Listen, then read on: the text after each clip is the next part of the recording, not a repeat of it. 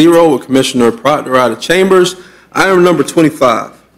Mr. Chairman, Commissioner, similar to your previous item, this certifies the roll, seeks your authorization to certify the roll on the solid waste services fee. Again, there are no increases on the solid waste services fee. Staff recommends the approval of option 1. Option number 1 has been moved by Commissioner Lindley, seconded by Commissioner Dozier. All those in favor of the motion on the floor indicate by saying aye. Aye. All opposed? Motion carries 6-0. Commissioner Proctor out of chambers. We move now to item number 26. Commissioner, this completes is the third of your certification of the tax rolls. This one having to do with the fire services non-ad valorem assessment. There are no increases on the fire rescue services assessment. Staff recommends option 1. We have no speakers on this item. Option 1 has been moved by Commissioner Lindley, seconded by Vice Chair Jackson. Is there any objection? Seeing none, we show it as approved. 6-0. Commissioner Proctor out of chambers. Now on to the. He appears.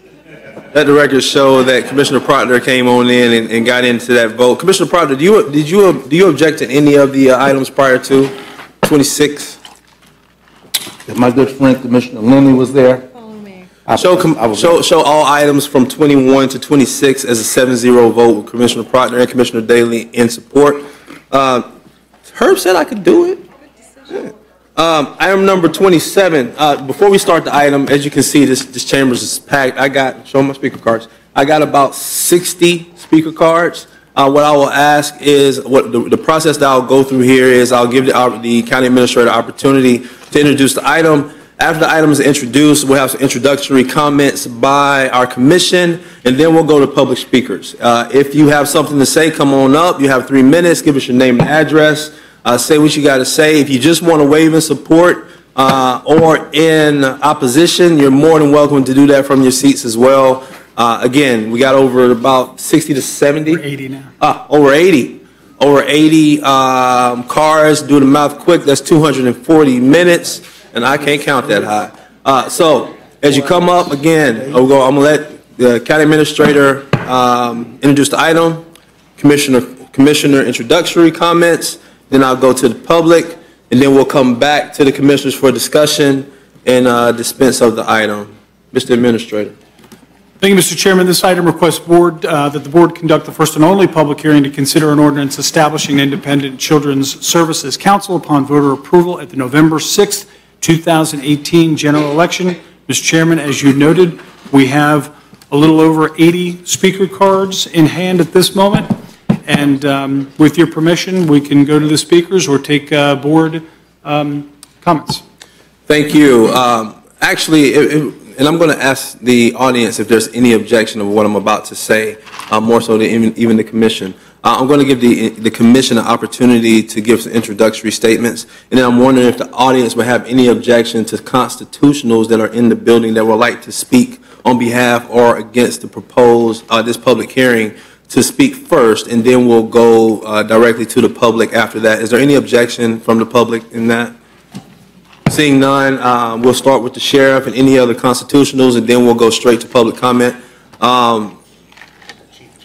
And the chief, I said any other. I see the chief judge in here, the county attorney, not county attorney, but the state attorney in here as well.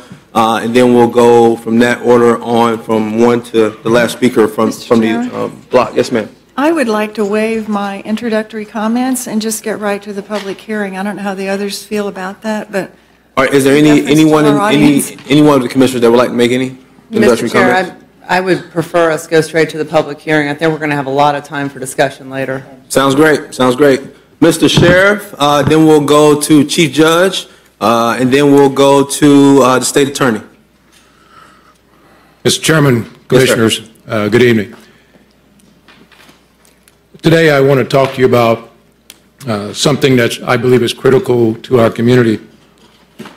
If you go to some neighborhoods in our county, you will find persons who feel some degree of aspiration and or desperation.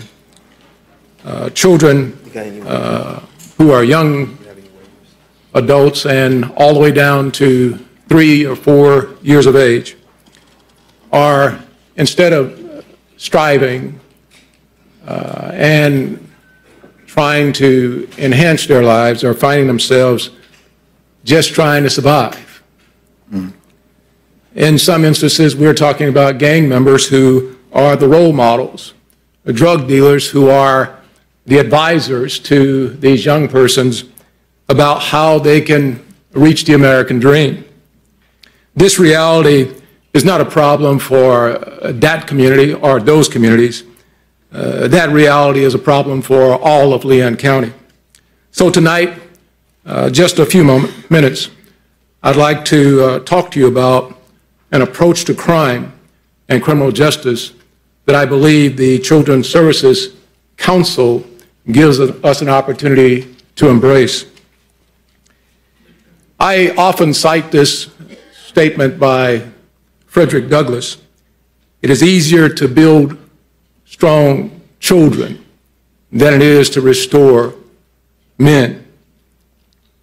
But first, we have to come to grips with the fact that we have a significant problem in Leon County with respect to the poverty levels and those children who are not achieving the learning accrements as they try to progress through our schools. This Children's Services Council provides us the first opportunity, I believe, where we can come together collectively as a community and develop a plan that not only addresses the issues of children and education, but addresses the issues of crime in Tallahassee, Leon County.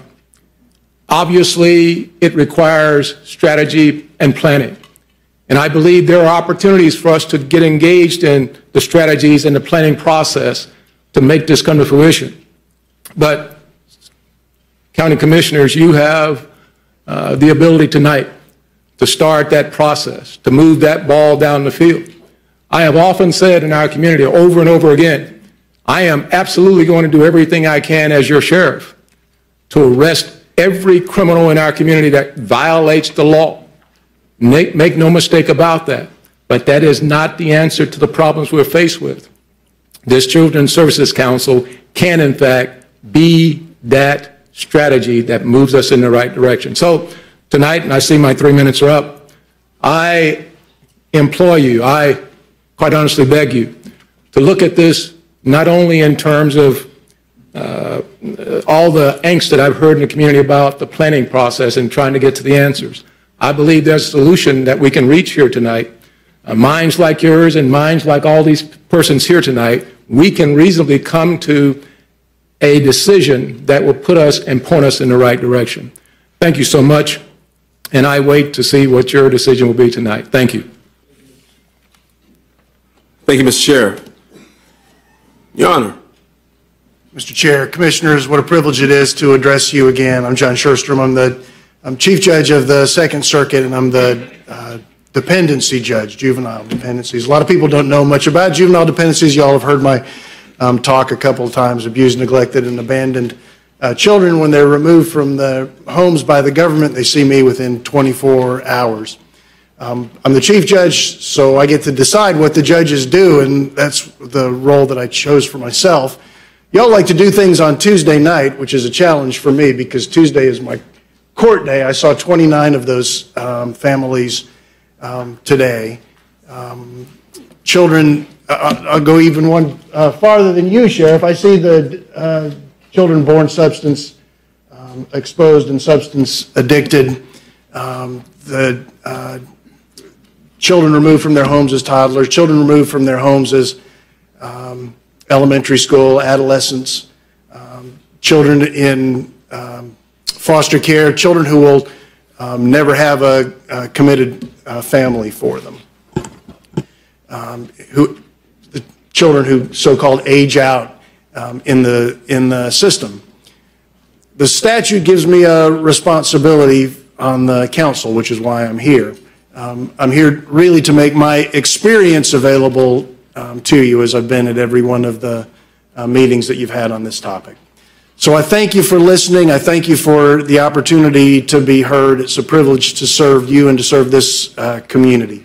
Thank you so much for this opportunity tonight. Thank you, folks. Thank you. Thank you, sir. Mr. State Attorney.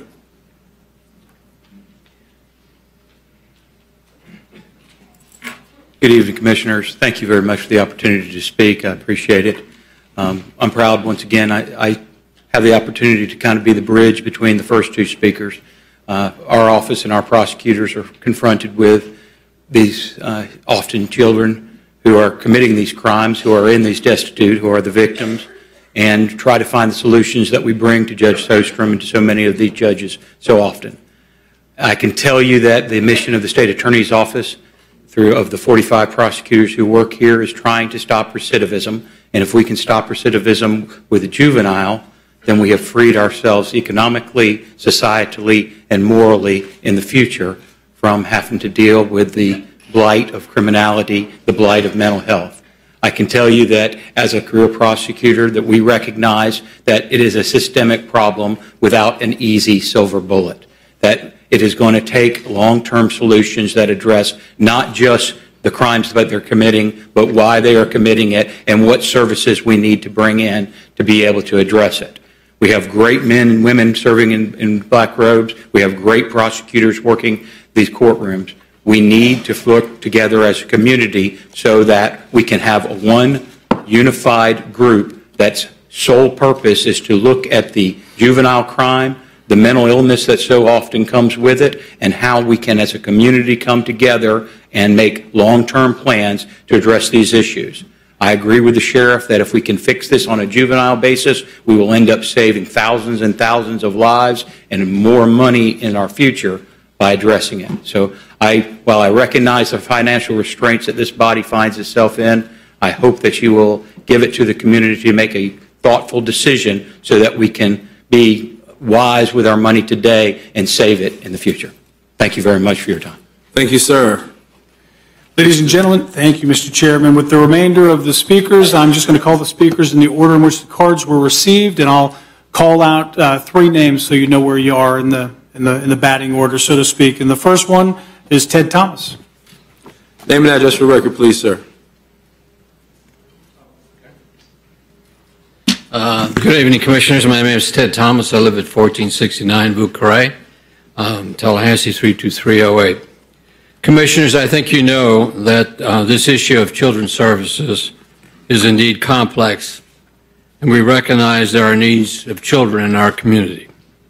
What we don't know is the extent of those needs, and that, for that reason alone, I say we need not to proceed at this time.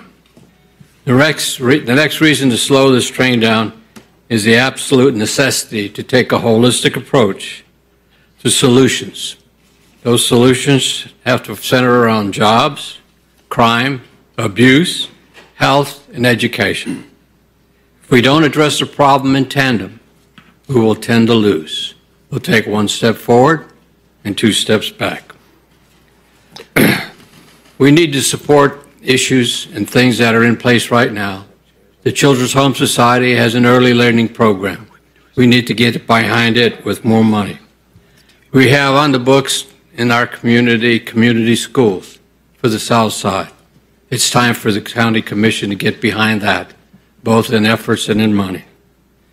And thirdly, we don't, Commissioner Jackson, do a very good job of bringing our 3rd grade children to a par on their reading level. My suggestion to you as a commission is to put on your boots, march across the street, and lobby the legislators for pre-K 3 and 4. I think that's essential for success in our community. And last but not least, my suggestion is don't put the burden of paying for children's services programs on the back of property taxes dictated by a 10-member group of people that cannot be removed except by referendum. It's your job, Commissioners, to find solutions that we can all support. And the proposal on the table is not the answer. My suggestion, Commissioners, is this. Table this proposal until you have an accurate assessment of needs and you have an accurate suggestion of how to solve the problem with our tax dollars. Thank you.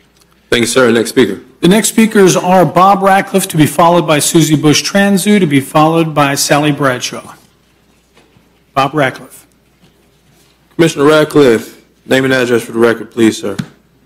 3 minutes. Thank you, Mr. Chairman and Commissioners. I'm Bob Ratcliffe. I live at 502D Hillcrest Street. I'm here to speak in support of moving this proposition to the voters, and I urge that you approve that tonight. I have a very simple approach to government, which is everybody does better when everybody does better. And this is our chance to put that into action. We have documented needs that are just voluminous in this community. We have children at risk, and we are doing far too little to rescue them from lives of unproductivity and despair. I don't really need to say much more. I mean, this is an important thing to do. You're going to hear several people who are saying, well, we shouldn't do anything. Well, I'm sorry, that is simply not an option. We would have a dedicated source of funding and a panel of experts, community leaders to allocate that money, and it would be a big down payment for the future of this community. I collect Social Security, and it's a very nice thing to have, I might add. But I realize that the source of the funding for that program comes from current workers. We've already put the money we paid went for our parents and grandparents, and if we don't have a well-trained, productive workforce in this community, we're not going to be able to solve problems like the aging of people like me. So I urge you to vote yes on this proposition. Thank you. Thank you, Commissioner. Next speaker. Suzie Bush Transu to be followed by Sally Bradshaw to be followed by Kim Williams. Ms. Transu, name and address for the record, please, ma'am. Suzie Bush Transu, 7193 Oxbow Circle. Thank you, Chairman and Commissioners. It's really an honor to be here.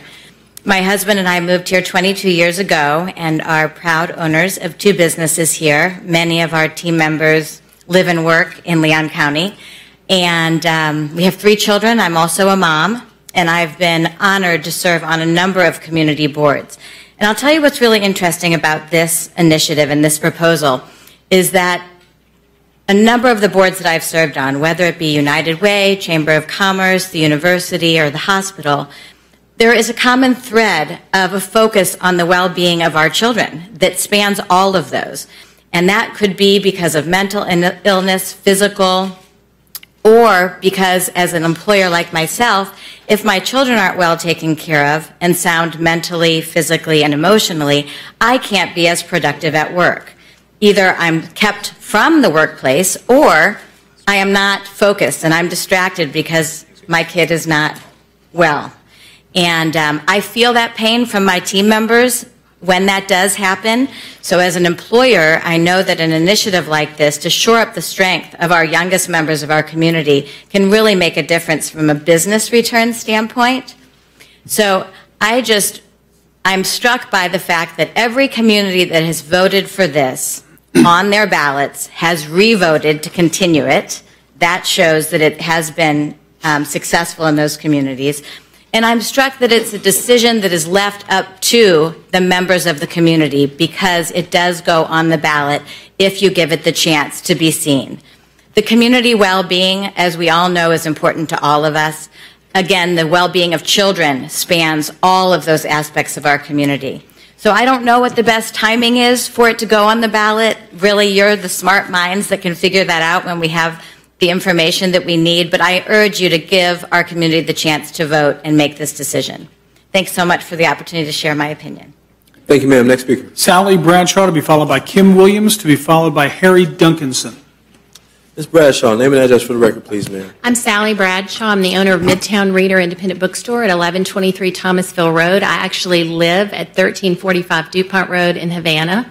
So I could argue no taxation without representation, but I'm actually willing to pay as an out-of-county resident for this important cause. I'm here to support and make the case for the Children's Services Council. I normally don't need notes to give a speech. I've unfortunately had to give a lot of speeches in previous careers, but there's some points I think are so important for each of the commissioners to take away from tonight that I'm going to go as quickly as I can through a few facts.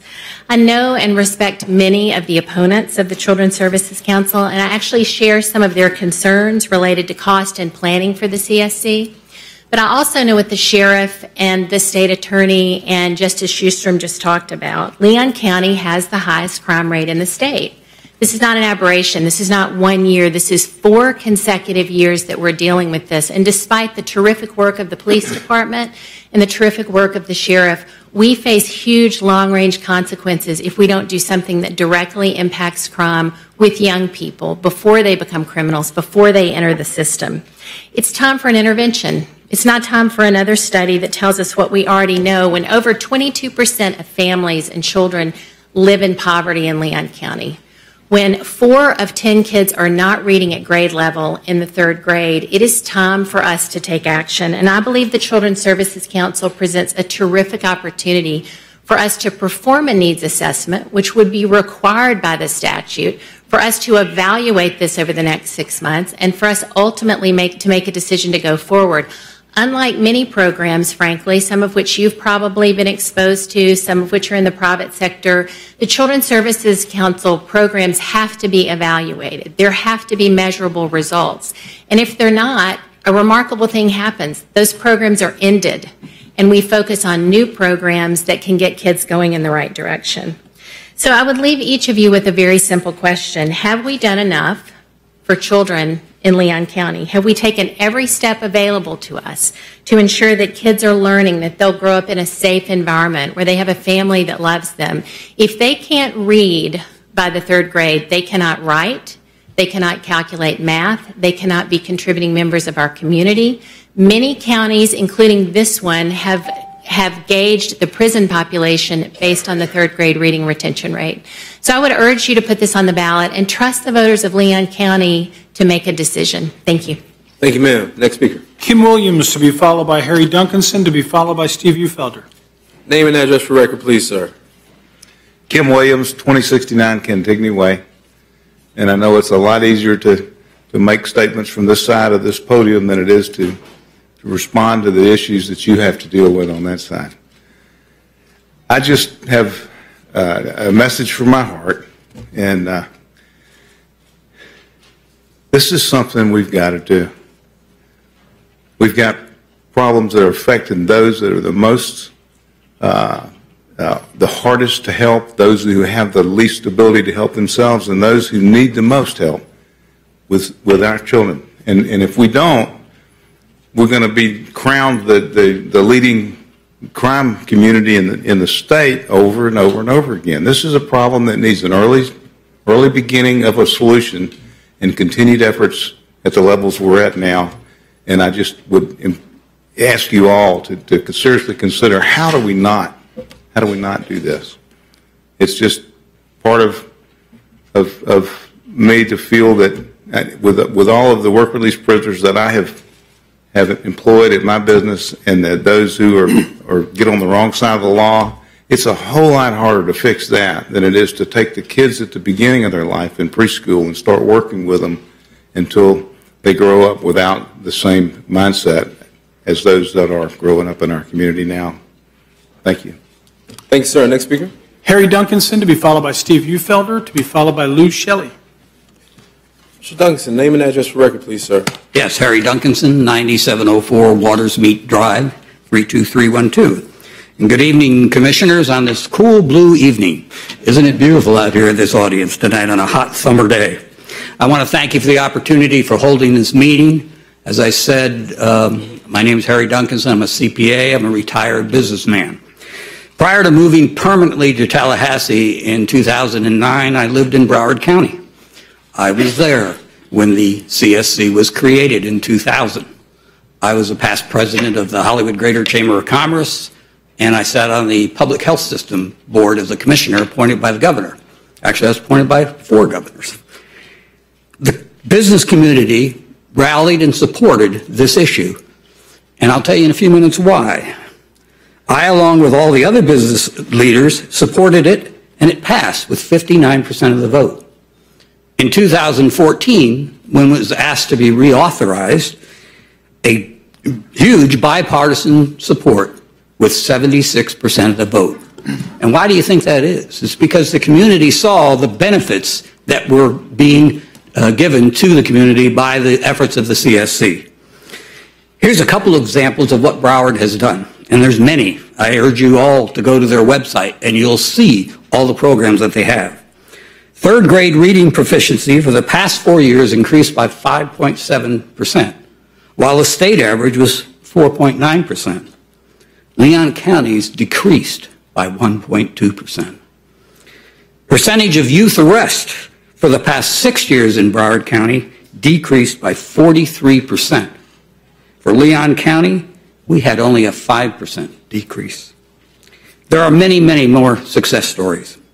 As a CPA and a fiscal conservative, I look for investments which are often strong returns. And establishing a CSC is a great example. The returns to our taxpayers are tenfold. There are many programs that have extensive research that show these returns. Early learning, of course, is one of them. Successful juvenile justice divergent programs save thousands of dollars in future incarceration costs, which I'm sure the sheriff and the chief judge will agree. Our community has identified the needs. 1989, you did a study. Recently, you had an assessment done. As my good friend Matt Goosey of the Big Bend Early Learning Coalition said, let's be selfish and invest in children. I'm going to say, let's also be smart and invest now to save future tax dollars. Let's not put this off any longer. 19 years is a long time to have waited for this, and I urge you to let the voters decide what we should do. Thank you. Next speaker. Steve Felder, to be followed by Lou Shelly, to be followed by Jan Tucker Petway. Name and address for record, please, sir. Thank you. Steve Felder, 1625 Centerville Road. I'm in a unique perspective. You have a unique perspective on this. I led the effort like John is doing this year, 28 years ago, when we were unsuccessful in this effort. And I think about it all the time because I think about how many kids we would have saved had we passed that in 1990. The $200 million plus we would have had. How many more kids would have been able to read in third grade? How many more kids wouldn't have gone to jail? I've mentored in the South Side schools for 30 years, and things haven't changed quick enough. We live in a community that doesn't do enough for the at-risk kids in our community, and we need to start doing it now. We can't be the capital city and not do capital things. We need to do this. Whether we do it now or we do it in 2 years, it has to be done. There's very limited resources for these type of programs. We're very challenged, for instance, the United Way with state giving program that's been cut back. We have so many needs at all our agencies, and this will make a huge difference. In 1972, I was a public defender in Miami, and I asked every one of the young men I interviewed what kind of upbringing they had, what kind of childhood they had a chance at. They didn't. I've had a chance. You all have had a chance. Why don't we give the children of this community a chance to strive and be what we want them to be, like our children? And there's no reason at this time not to put this on the ballot either now or in 2 years. And we need to get behind it. I've never seen community support behind a project like this. The sheriff, the state attorney, the chief judge, the business community, a lot of the people that we've seen here tonight are people that really care about our community and worked hard for our community. And our community is only as strong as its weakest link. And I hope that you will put this on the ballot and we will get behind it. And we're not talking about a lot of money. We're talking about the opportunity for children to survive. Thank you. Thanks, sir. Next speaker. Lou Shelly, to be followed by Jan Tucker Petway, to be followed by Monisha Brown. Name and address for record, please, sir. Mr. Chairman, Commissioners, thank you for the opportunity to speak. My name is Lou Shelly, 3018 South Shore Circle, Tallahassee 32312. I'll start out by saying that my wife Linda and I volunteered to be on the leadership team for this effort to bring a CSC to Leon County as soon as possible. We urge you to put this on the ballot and put this on the ballot this year. It's easy, folks, to kick this thing down the road for 2 years. It's very easy to do that. Do the right thing. Do the courageous thing if you're running for re-election, because it is a tax increase if you give the voters a chance and they vote in favor of it. But there's obvious a need. That the most recent documentation of the need is your own staff. The agenda item, which they brought for the May meeting, had a summary of and attached 30 studies that document the need in this community, the critical needs for these kids. I lived in this community for almost 30 years. I have never seen, either across the street or over here, the kind of public official support for any measure. When you have the chief judge, you have the state attorney, you have the sheriff, you have the public defender, I know supports this. This should jar your decision making. This is actually, as far as I'm concerned, a unique situation when we have all these public officials who, by the way, all up for election one way or another, even the judge, to be supportive of this. Okay? I said that I think this can certainly be done by November of this year. The documentation of the needs is already there. Moreover, I hesitate to say this, but I want to remind you that for the last 4 years, the city has been doing a summit on children every year, and it's come out of the mayor's office and the community. We've got folks here that have been very involved in that. More importantly, there have been working groups 4 years working on different issues relating to kids. And in those working groups, we've had all the folks that are stakeholders. And we've had sponsors totally from the business community. In terms of trying to summarize this, folks, I think, again, please don't kick this can down to 2020. There's plenty of time between now and November, 4.5 months, to do further education, further planning, and move this thing forward as quickly as possible. Thank you.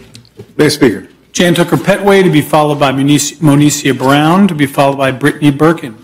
Name and address for the record, please, ma'am. My name is Jan Tucker Petway. I reside at 350 Big Limb Court in Leon County, in District 1, of course. Well, I'm standing before you because, Commissioners, this is an extremely important endeavor. I have worked my professional life in serving children and families. I've worked with the chief judge over here. I've worked with the sheriffs. I've worked with the district attorneys. I've worked with a lot of people in this community to aid children and families. And I have to tell you that this endeavor in itself is going to change the lives of our children.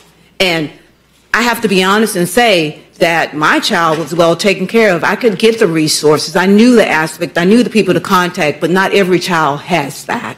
And I stand before you and I humbly ask to please place this on the ballot for the voters to decide, because we have to do better as a community to serve those children who cannot serve themselves. Thank you. Thank you, ma'am. Next speaker. Monisha Brown, to be followed by Brittney Barkin, to be followed by Esther Moring. Name and address for the record, please, ma'am.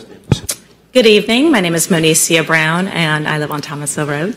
I won't be redundant, but I did want to take this opportunity once again to stand before you. I know you've heard a lot of data in the past, and I think the real question that's before you tonight is whether we need to move this issue to the voters. And I just want to say, personally, I work for a Fortune 1 company. We have the benefit of serving this community, but we serve all the communities that currently have CSEs. And in those communities, the Children's Services Councils have been determined to be one of the best solutions to support children. the business communities in those communities. My own company is one that has put their money where their mouth is and support the children and this effort. We understand the value and we know that it makes a difference. So when you look at Miami-Dade and Broward and some of these large communities where large businesses are already behind a solution, I think it tells you that it's a solution that's been tried and true. We know that this is an important opportunity because we've established the need. And as a mom, as a lawyer, and as a representative of my company, I identify solutions, and I think here we have identified a problem, and it's time for us to move forward with a solution. Thank you for being the leaders we trust you to be. Thank you, ma'am. Next speaker. Brittney Barkin to be followed by M. Esther Moring to be followed by Stanley Sims Sr. Name and address for the record, please, ma'am. Good evening, Brittney Barkin with the Florida Children's Council, which is 111 North Gadsden. I actually am a resident as well, Greystone Drive, 32312, and wanted to introduce myself. The Florida Children's Council is the Association of Children's Services Councils in the state of Florida, and so appreciate the important community conversation that you all have started on the potential for Leon County to create a Children's Services Council. And more than anything, wanted you all to know that I'm here to be a resource for you, this being my community and own backyard, but also knowing and appreciating that part of the conversation that you all have had is making sure that if and as this conversation continues, that we have an informed community that understands, and that we're here to be a resource in that way to explain the governance structure, the board makeup, why it is created the way that it is, the accountability of the model and the transparency that has been outlined in Florida statute to make sure if we are going to create a special purpose government that is able to fund children's services, that there is a high level of integrity and accountability for that system that involves community engagement at every level for agreement on the critical needs of children's services in this community, understanding what is currently in existence, what is the infrastructure that's unique to Leon County, who are the other funders that need to be partnered with to make really smart strategic investments? What are the outcomes we're trying to achieve? How do we fund evidence-based programs and services and measure outcomes, not just year to year, but over time? And what can we learn from other communities that have children's services councils? We have great examples in Martin and St. Lucie County that are similar to Leon in size and demographics. Using St. Lucie as an example, they set out with 5 key areas of focus where they were well below the state average on critical child well-being indicators. They are now well above the state average. And when it was time for reauthorization, 86% of their voter electorate said, yes, this is absolutely imperative that we keep these services. So just want you all to know that I am here, happy to answer questions anytime, work with the community leaders as this conversation unfolds to be a resource. Thank you. Thank you, ma'am. Next speaker. M. Esther Moring, your card indicates that you wish to waive in support. Duly noted. Thank you. M. Esther Moring. Stanley Sims Sr. to be followed by John Hedrick to be followed by Andrew Norris. Name and address for record, please, sir. Good evening, Commissioners. My name is Stanley Sims. I'm at 1320 Avondale Way. And I've got to confess, I always considered myself as a progressive liberal who loves to throw money at problems. And I had the fortune of watching your last committee meeting, and Commissioner Deloge, your argument was just so appealing to me as I was sitting in my living room, and so appealing that I called the first Republican that I could really sit down and have a decent conversation with, and that was Tony Gripper. He did an instant message. But what resonated with me, with you, is, one is I have a lot of questions, and two is when you gave the data and said out of 67 counties, we're ranked number 10. And then I thought about $8 million. Then I took a flight up in the sky and looked at Leon County as a whole. And then I looked at me, who's an ex-felon. Then I looked at my 2 boys, black males, which 3 out of 10 are not even only 3 out of 10 in kindergarten are expected to go to college. 5 out of them are expected to be in prison. And so I'm trying to balance this thing because I'm so ethical. Well, I'm so outspoken, and a lot of these other cute people in here have censors on their mouths, and I don't. I just come up here and say what's on it, and everybody hates me later. So I've just got to kind of lay this thing out. Commissioner Deloche, that's compelling to me. And when you got $8 million and we just going to say, trust you and do the right thing, I'm sorry. When we got feds in our county, I just ain't ready to just say, trust you. You understand? Even though this place is very ethical, Commissioner Maddox, you do an awesome job in making sure people are treated with respect. The ambiance in this room is so different than down that road. But I got one thing I got to say here. And is this a whole child initiative? Because that's the word on the street, Commissioner, that this is a whole child initiative. And that they didn't get their funding with the community schools, and this is an avenue that they are using. So if this is a whole child initiative, we need, and I know you're finna hate me, my email address is 123obamayeswecan@gmail.com. So with that being said, we need to look at that structure of whole child. They have 2 employees. One make over 100,000, one make less than 30. Thank you, sir. Next speaker. John Hedrick, to be followed by Andrew Norris, to be followed by Andrea Jones. Ms. Hedrick, name and address for the record, please, sir. Good evening, Mr. Chairman, Commissioners, and audience. John Hedrick, 1551 Cristobal Drive here in Tallahassee.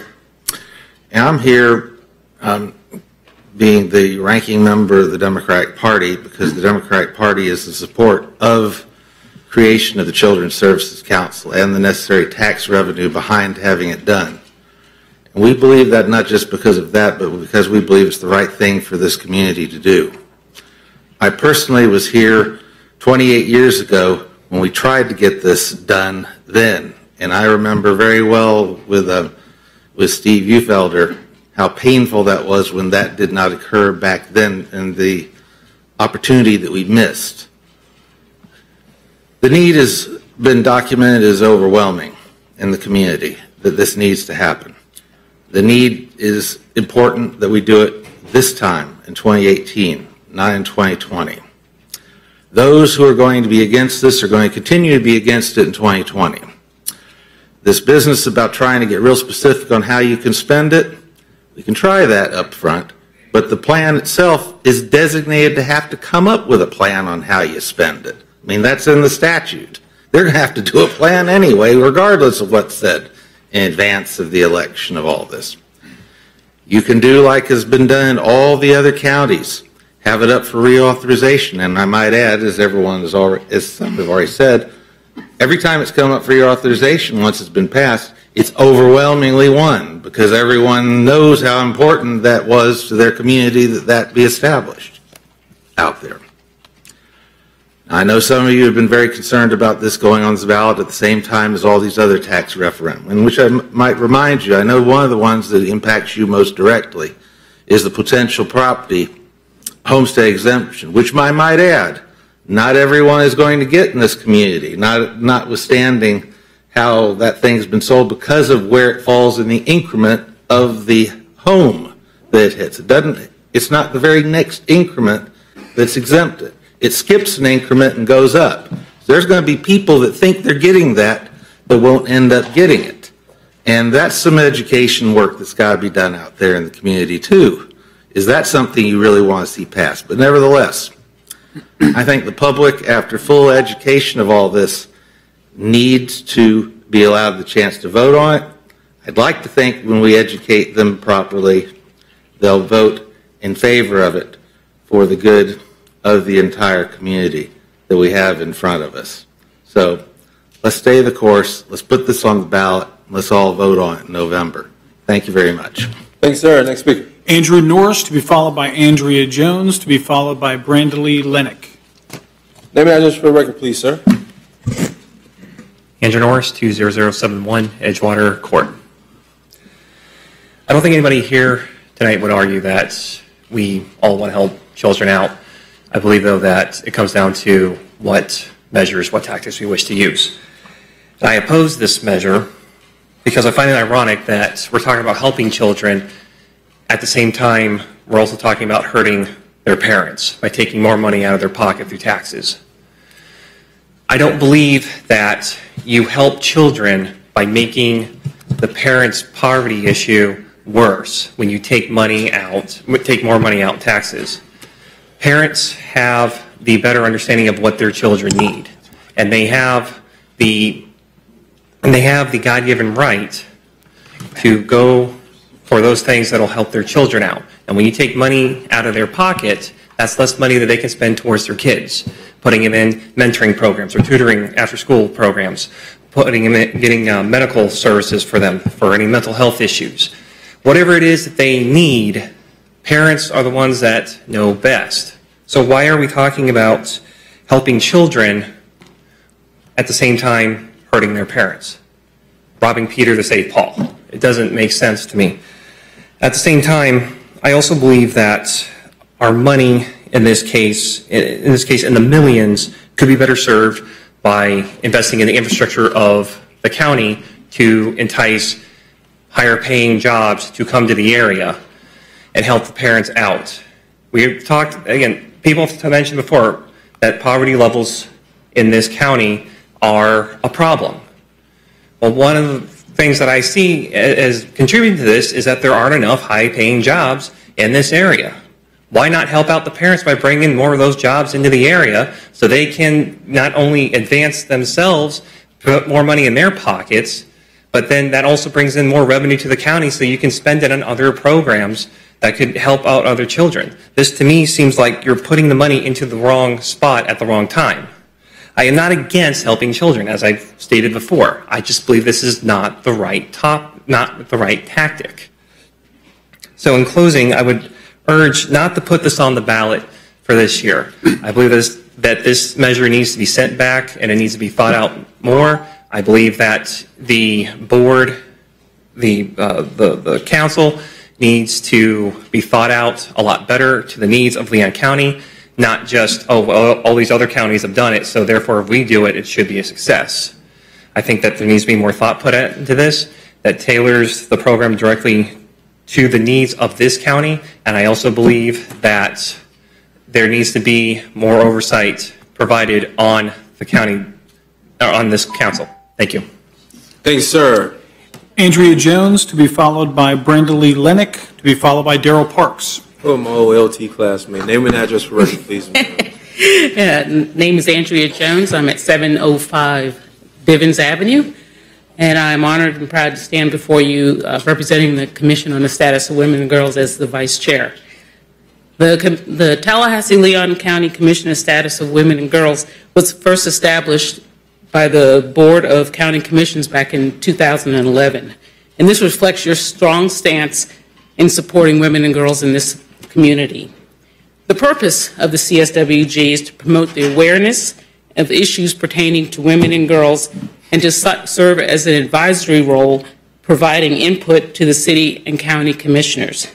To accomplish this, this city and the county commissioners have appointed 21 local women to serve to fulfill this charge. Since that time, the CSWG has published 4 comprehensive reports pertaining to the status of women and girls in our community and highlighting issues that affect them. Most recently, the Status of Girls report was published in October of 2017. We are pleased that these reports, including with the Status of Girls report, were used as a source for the status report that you discussed in your May 22nd meeting.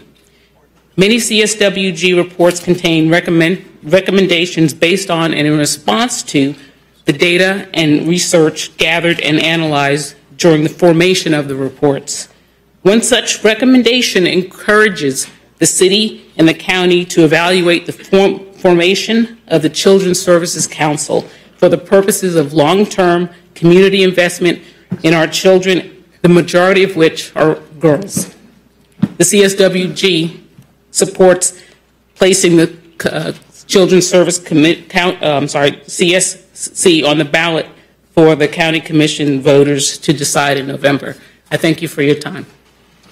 Thank you, Ms. Voslin. The record reflects Mr. Chairman, my big cheese right there. Mr. Chairman, did she say she supported or they did not support? They supported. They did support. Yes. To clarify, the CSWG is in support of putting this on the ballot in November. Thank you. Okay, great. For my LT members out there, you know how much that means to me and how my big cheese speak. Next speaker. Brenda Lee Lennick, your card indicates you wish to waive in support. Duly noted. Darrell Parks, your card indicates that you wish to waive in support. Duly noted. The next speakers are Lori Dozier, to be followed by Jeremy Block, to be followed by Russell Price. Name and address for the record, please, sir. Lori Dozier, 2101 East Randolph Circle. I was actually going to waive in support, but I got to respond to the whole child comment.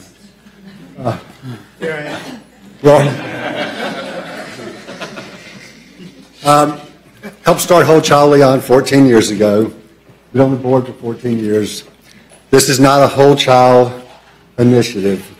Fortunately, our good friend John Moyle visited our good friend John Daly on a Monday in March, and he brought it forward the next day, and 7-0 vote decided to let us come this far.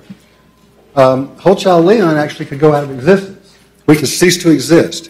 Courtney Atkins could lose her job, and she is gladly embracing that opportunity should this go forward. So this is nowhere a Whole Child Leon initiative. But I will tell you, the entire board of Whole Child Leon, I believe, supports this totally. I waive in support. Thanks, sir.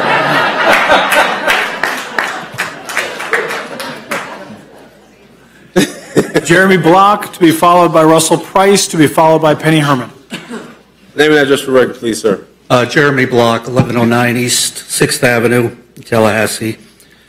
I'm here to show my support for putting this agenda item on the ballot in November. There are 1,000 reasons to, there are 1,000 reasons not to. I did a little of the arithmetic. They haven't talked about arithmetic yet tonight. I figured it's about $48 a year, and that comes to $4 a month to do all the things that are listed in the county's report that need to be done, that aren't getting addressed. It's just, it's amazing. And even the things that are getting addressed, when you look at the statistical analysis, Florida is 40th. So even if we improve 100%, we are so far behind the 8 ball, something has to be done. And it looks like a lot of things are getting missed. NGOs, they're doing a marvelous job, but it's not everything. Government organizations, they're evidently missing the mark, or we wouldn't be here. These things would be addressed. There are a lot of statistics in here. I'm a retired healthcare professional. We haven't talked about teenagers much. We've talked about early childhood and so on. But I have a statistic that just, it's amazing. So we're going to talk about sex for a minute.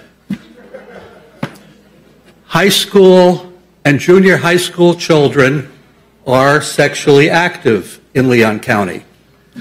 There's the statistic in here, and it threw me.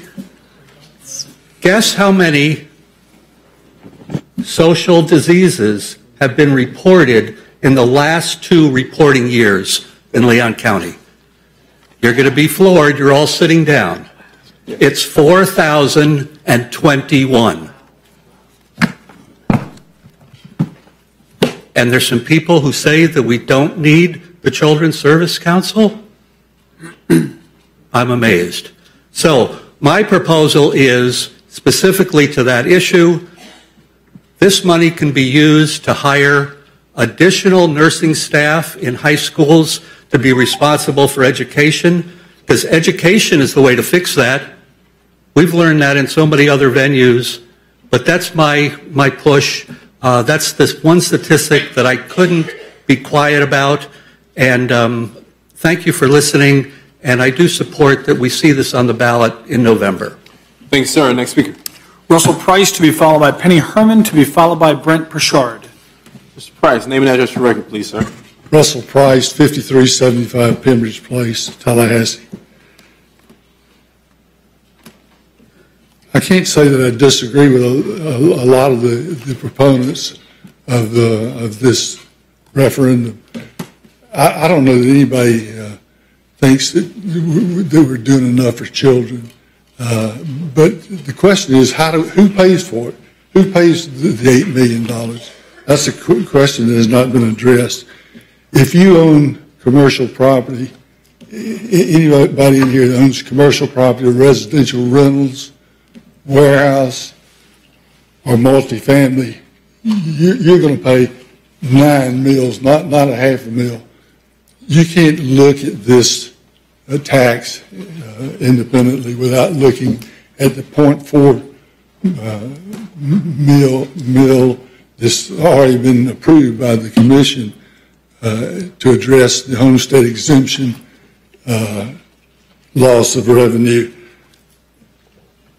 And so any non-homestead owner, if this passes and then the 0.4 mil passes, the homestead owner will get a credit of that equates to $208 a year, and then the homeowner is taxed the additional two taxes, the millage rate, and that will be covered by the $208 that they've already gotten back. The commercial property owner, the non-homestead property owner, will bear the full expense of this tax.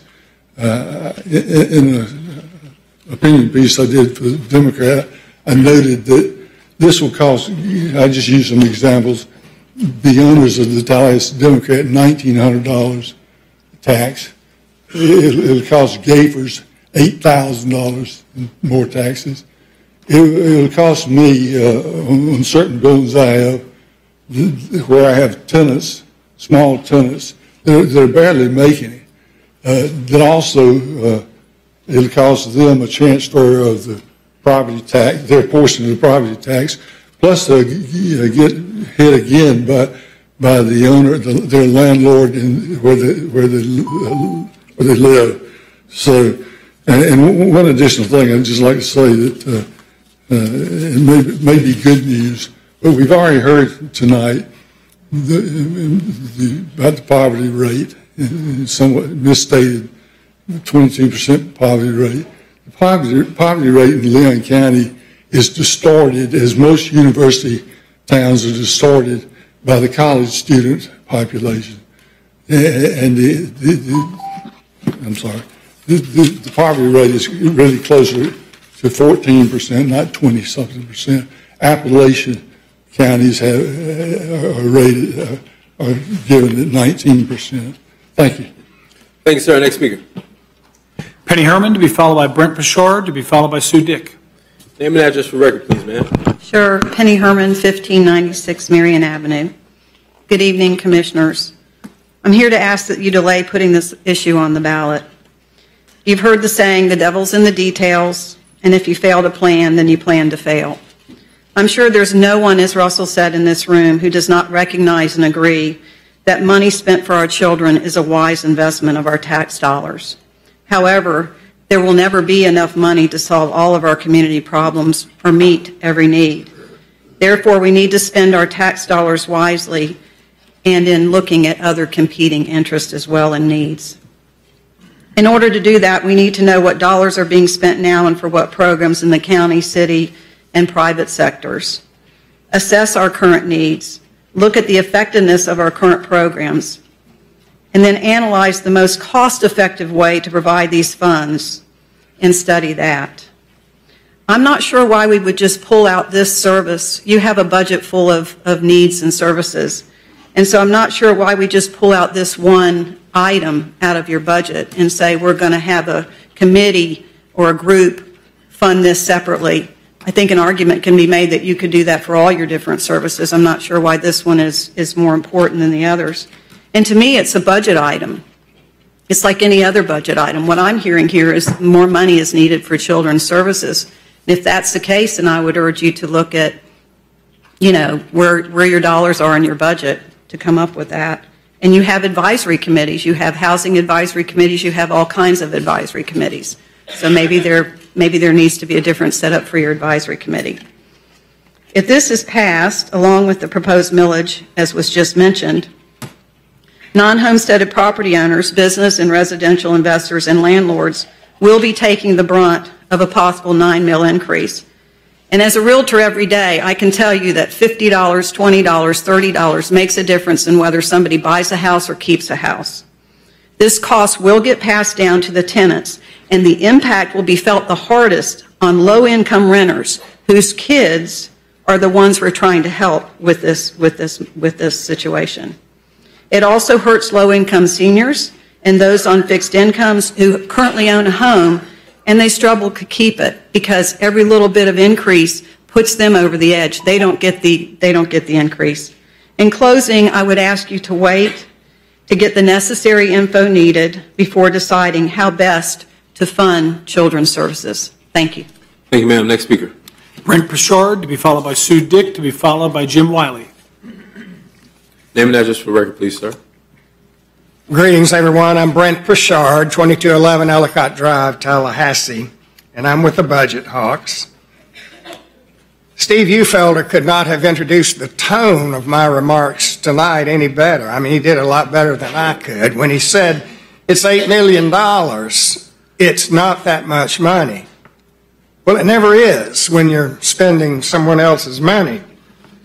The only hard fact voters will have prior to the referendum is that the new tax will raise between $7 and $8 million out of the pockets of taxpayers and put it in a great big pile for undefined persons to spend on undefined programs for undefined purposes benefiting undefined parties. It is disheartening that only one of you at the beginning of this process looked at this proposal through the eyes of those who would ultimately be footing the bill. There is a nationwide awakening going on that is beginning to impact the way business is done from Washington, D.C. down to Adams Street at the other end of the road here and here on Monroe Street. The 60% turnover pending down at City Hall, we believe, is a result of that awakening.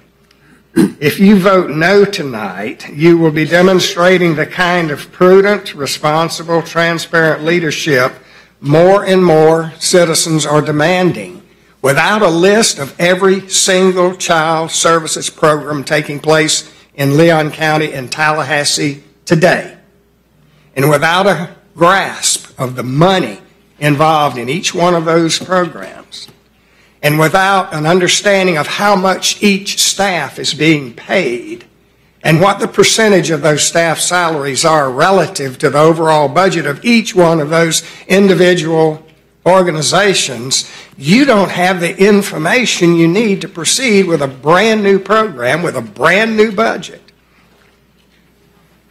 If you vote yes tonight and put the referendum to vote, we believe the voters in November will tell you exactly what we are, with all due respect, trying to tell you.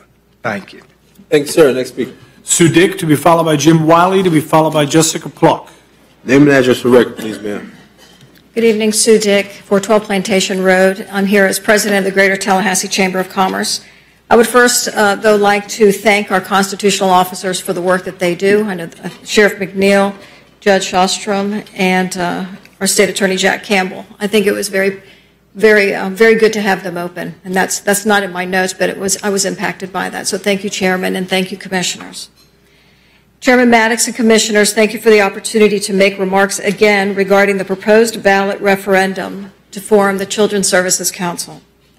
Since I reached out to John Moyle after the February County Commission Board meeting where this item was first introduced, I have appreciated the conversations we have had and would like to recognize his work along with the work of the Leadership Council on this very, very important issue. Thank you, John. The past several weeks have been filled with conversations regarding what is the most appropriate way for our community to move forward and towards actionable level. As presented to you during the March 27th Commission meeting, the Chamber Board of Directors has taken a position regarding this important issue. I'd like to add that we actually took it on that day to make sure that we were here in the very beginning on this very, very important conversation, and that we all are here because of the children and because we care about our children in the community. In summary, if I can, I would like to highlight that statement once again and to emphasize we are not opposed to a Children's Services Council. However, what our position statement stated was the following.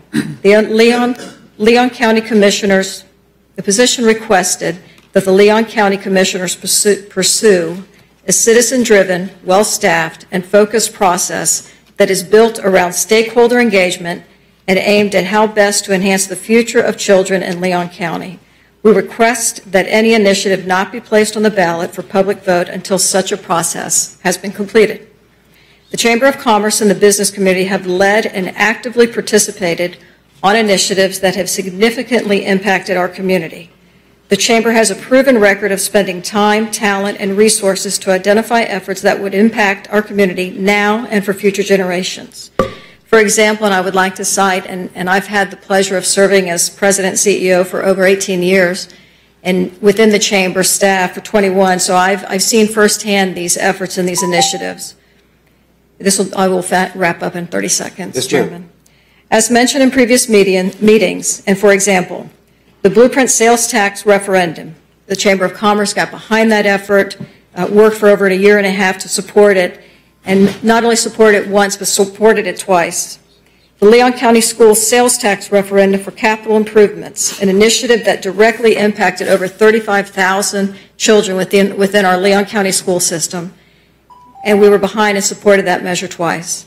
The Chamber is willing to play an active role at the table to discuss what would be the most impactful programs that could benefit our children and actually get behind and support them. We ask that this item not be placed on a referendum for vote until that process can take place. Thank you very much. Thank you, ma'am. Next speaker. Jim Wiley to be followed by Jessica Plonk to be followed by Lou Sawyer. Duly noted. Jim Wiley waives his support. Jessica Plonk to be followed by Lou Sawyer to be followed by Mark Bell. Name and address for record, please, ma'am. Hello, everyone. My name is Jessica Plank. I live at 2114 Longview Drive. And for the past 2 years, I have had the privilege of working as a nutritionist for Second Harvest of the Big Bend, which is a nonprofit food bank here in Tallahassee, working to end hunger in the region. For parts of my job, I go out to mobile pantries to make sure that food-insecure families receive both the nutrition education and recipes to go with the food they're receiving. And it was exactly 2 months ago that I met a single mother with 2 young children at Godby High School as they were excitedly looking at the recipes I provided. Through talking to her, I learned that she was working 2 jobs to make ends meet for her children, but she was still coming up short. So I took the opportunity to refer her to one of our other services, free cooking classes at Bond Community Health Center, which aim to empower families to make nutritious and easy meals for their family. I was ecstatic when they showed up to my next cooking class, but to my surprise, I learned that this was the first meal of the day for the young mother. She told me of how she drinks water throughout the day so that she doesn't have to physically feel the pain of hunger, and she does this so that there's enough food on the table for her 2 children. Her family was such a joy to work with, though, and her children's eyes lit up at the ingredients we were preparing. They were not only able to make a colorful summer frittata, but they went home with leftovers and more ingredients to make even more meals. Our food bank provides a lot of services to children. Our summer food on the move bus, summer feeding program, backpack program, after-school meal program all strive to eliminate hunger for children in our county. But despite all of our programs and the people we are able to reach, there are still 10,670 children that go home hungry. And when a child is hungry, it becomes harder to focus in school and absenteeism goes up. 60% of the students in our backpack program say that receiving our food makes them excited to come to class and learn. So while there's an enormous gap to fill, I believe that Leon County is not only capable, but more than ready to step up to the plate and meet that need for our children across several parameters. So it is my hope that the commissioners here tonight put the Children's Services Council up for vote in 2018 and step up to fiercely provide for our children in the same way that our single mother provided for hers. Thank you for your time. Thank you, ma'am. Hey, Jessica, the county administrator and I were having a discussion real quick. On your card, is that a U or an N? A U or an N in your name on the card? It's an N? Okay, thank you. Mr. Administrator. Lou Sawyer, to be followed by Mark Bell, to be followed by Linda Bell. Thank you, Mr. Chairman and Commissioners. My name is Olu Sawyer, 1375 Castle Now Court, Tallahassee, Florida, 32301. I stand before you in my capacity as the chairman of the board of directors at Bond Community Health Center Incorporated here in Tallahassee. At the annual meeting in April, our board of directors endorsed the Children's Services Council. I'm here to respectfully ask you to approve the ordinance establishing an independent Children's Services Council district in Leon County. Your approval will give voters the opportunity to weigh in on this issue of critical importance to our children. These are the children, some of whom may very well be sitting in your chairs tomorrow. They deserve all the help they can get. And they're looking up towards the adults to do the right thing. The council will give them a good head start. Thank you for the opportunity to address you. Thank you, sir. Next speaker. Mark Bell, to be followed by Linda Bell, to be followed by Kellyani. Name and address for record, please, sir. Hello, my name is Mark Bell. I live at 19690 Crows Lane, Tallahassee, Florida, 32310. I'm here tonight and I'm standing in opposition to the children's service tax. And part of the reason is because this tax is going to be hurting the folks that you're intending to help. Now, we just had a gentleman up here and he stole a lot of my thunder that I was going to talk about, but he talked about the businesses and the rental properties and all that are going to be paying this tax. The other folks, it will be a wash for because, yes, their property taxes went up, but if that passes, they'll get their other $25,000 on their homestead exemptions. So homeowners will get the pass, not cost them anything. The majority of almost all this tax will come from businesses and rental properties. Who lives in rental properties? The poor folks. There is never a tax that goes against a business that is not passed along to the consumer. You raise taxes on rental properties, they pass it along to the consumer. The very folks you're standing here saying you're going to help, you're going to hurt the most. You're saying, give me your money, I know what to do with it better than you do. I know how to take care of your child better than you do. That $50, $100, $200 that they would keep in their pocket, they can well spend a lot better than you folks. Every time government is involved, and this is what you're going to do, you're going to create another layer of bureaucracy where I can come talk to you guys. You're my commissioners. But I can't go talk to the Children's Service. Their taxes are applied to me every year, whether I like it or not. You, I can come complain to and say, hey, why are we paying for this? If you guys will sit down, your smart group of folks, get together, put your heads together, you can come up with plans that we need to address the children in this community. Nobody in this room dislikes children. We love them. I have 3 of my own. I have 14 grandchildren.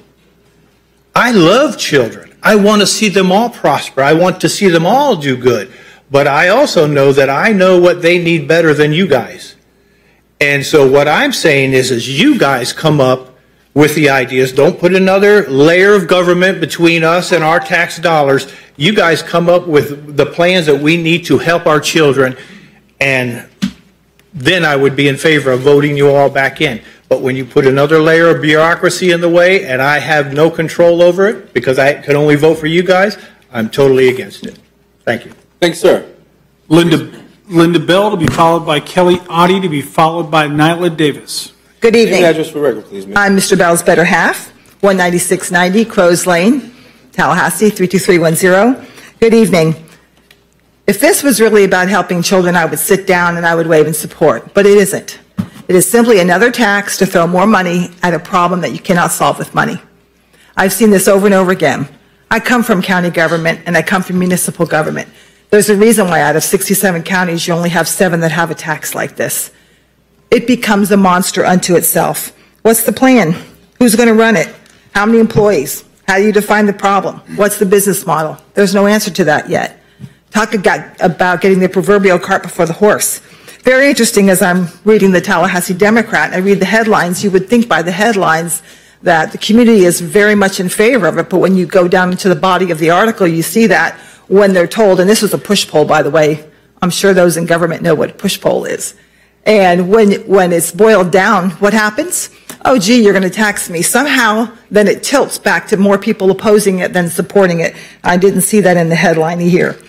So as I was doing my research after reading this in the newspaper, one of the things that stood out to me is that every single service that you guys are proposing, oh, by the way, I do appreciate the heart of everybody that's speaking for it. I really do.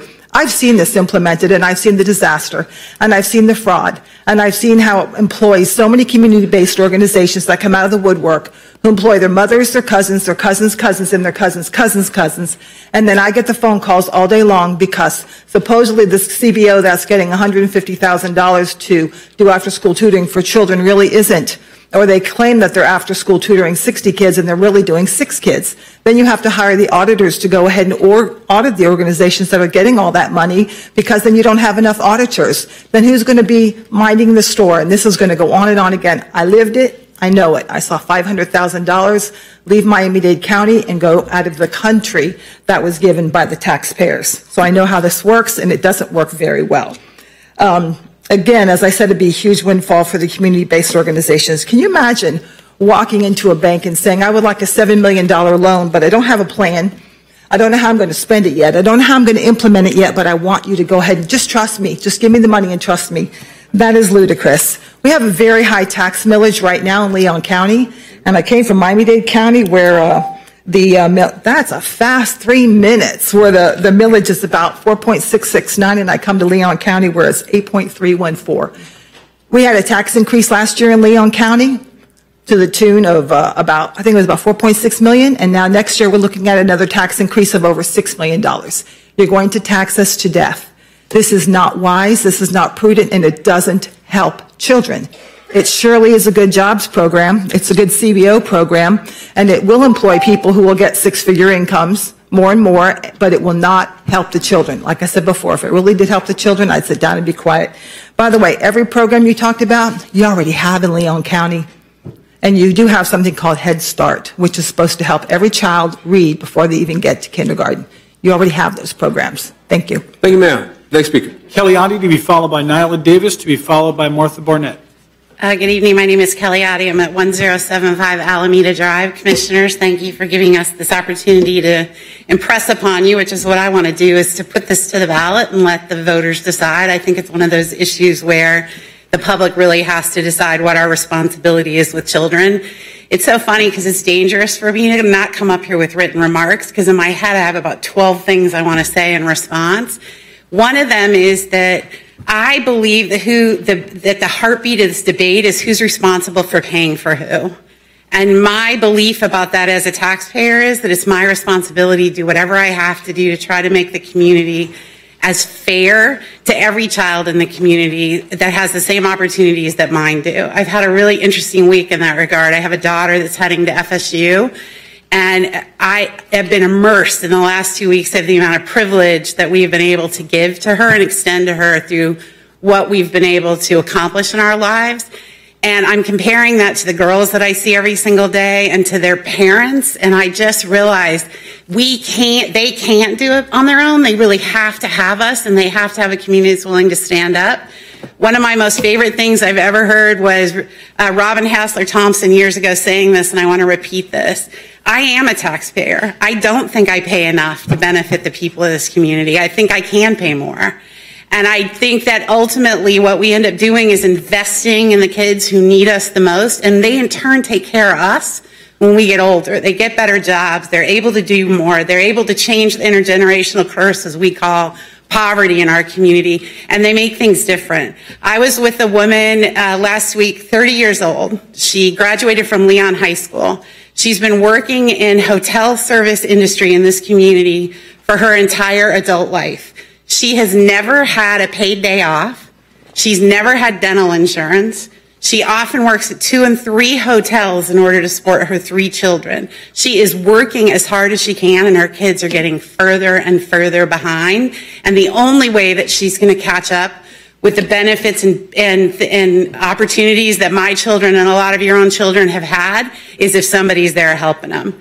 So I really support the fact that this needs to be on the ballot for a public discussion. This is the public. What you're seeing is one of the biggest outcries for anything that I've seen in the 20 years that I've been doing this work, and I think we have to listen to the citizens and put it on the ballot for people to decide. Thank you. Thank you, ma'am. Next speaker. Nyla Davis, to be followed by Martha Barnett, to be followed by Randy Nicholas. Name and address for record, please, ma'am. Good evening, Commissioners. My name is Nyla Davis, and my address is 1011 Rustling Pines Boulevard, Midway, Florida. I'm here as the Vice Chairwoman of the Board of Directors for the PACE Center of Girls in Leon County. As you may know, PACE is a comprehensive academic and social services organization focused on preventing girls from entering the juvenile justice system. To be accepted to PACE, girls must exhibit 3 risk factors: severe academic failure, trauma from violent homes and neighborhoods, and poverty, all of which are highly correlated with the entry into the juvenile justice system. Many of the middle and high school age girls who come to us have literacy rates at the elementary school level. In fact, just today, we have girls who enter the center who are 16 years old in the 7th grade and are reading at a 3rd grade level. We know that intervention with girls when they were younger could have prevented them from failing out of the school system. And we know that early intervention can reduce trauma or violence in the lives of girls and their families. In addition, we know that there are girls in the community who are not able to access the kind of gender-responsive and trauma-informed counseling and case management we are able to provide girls who attend our school. With the expansion of available funding, we believe that there will be an opportunity to provide these services in the schools and to provide trauma intervention while working with the district to keep girls on track. We believe the Children's Services Council will afford this community an opportunity to new and cutting-edge services that will help children in significant ways, and that our community will benefit from fewer children entering the juvenile and DCF systems. After thoughtful consideration, the board voted unanimously at our June 6th meeting to support the creation of the Children's Services Council. I'm here to urge you to place this initiative on the public ballot. Thank you. Thank you, ma'am. Next speaker. Martha Barnett, to be followed by Randy Nicholas, to be followed by Kate Kyle. Ms. Barnett. Next speaker. Randy Nicholas. Name and address for the record, please, sir. Good evening, Commissioners. My name is Randy Nicholas, 4482 Argyle. I have a few remarks I'll read. First of all, I just wanted to say that Children's Services Councils have proven to be successful in 8 other counties, as you know. They implement needs assessments and create long-range plans. They provide sustainable funding that impact targeted issues. They use evidence-based strategies and that help implement best practices. They target social determinants that effect positive outcomes, and they measure results that are accountable. Tallahassee has limited social human service funding sources. We don't have large corporations, large foundations that support our services. In my 32 years serving leading a human service agency, I've always seen greater needs than the resources can provide. And I've seen gaps in services that continue to exist. We just need more effective approaches. I've participated in many community needs assessments. I've worked with United Way, CHSP, and other organizations. We've never come up with a long-range, sustainable needs assessment plan that has worked in our community. That's my opinion.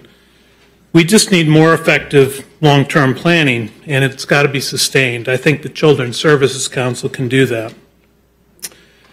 Community funding seems to be getting more fragmented and unpredictable. Resources have been shrinking. We've seen some of that this year. Many grants are for 1 or 2 years. They don't provide long-term sustainable outcomes. My work in the nonprofit sector has become more difficult. I thought over time it would be easier. It's really becoming more difficult, more stressful. We just need a more proven approach to address these problems. Imagine a mother calling a hotline to access services for her child who has emotional and developmental problems. She gets an assessment and support from a counselor. However, when the counselor tries to find in-depth community services to refer her to additional in-depth service, she hits a wall. The child isn't eligible for those services that are available. She has to wait 6 months for that help. The mom and child need help now. In 6 months, the problem will only be worse.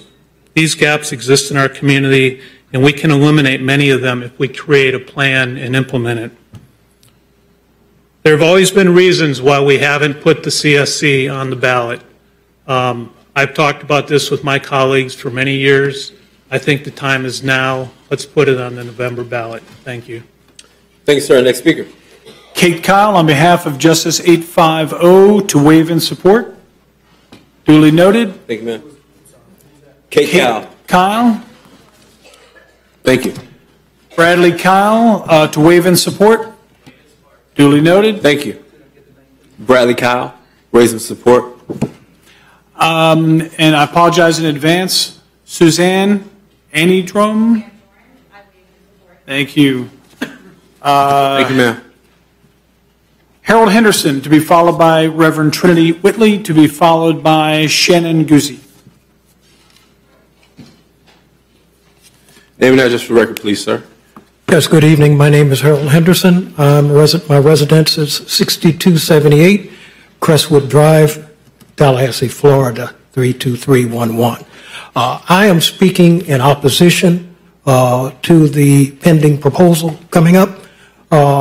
Obviously, at this point, as I appear, a lot of my so-called thunder has been stolen, but I do believe there are a couple points that have not been raised or mentioned in opposition.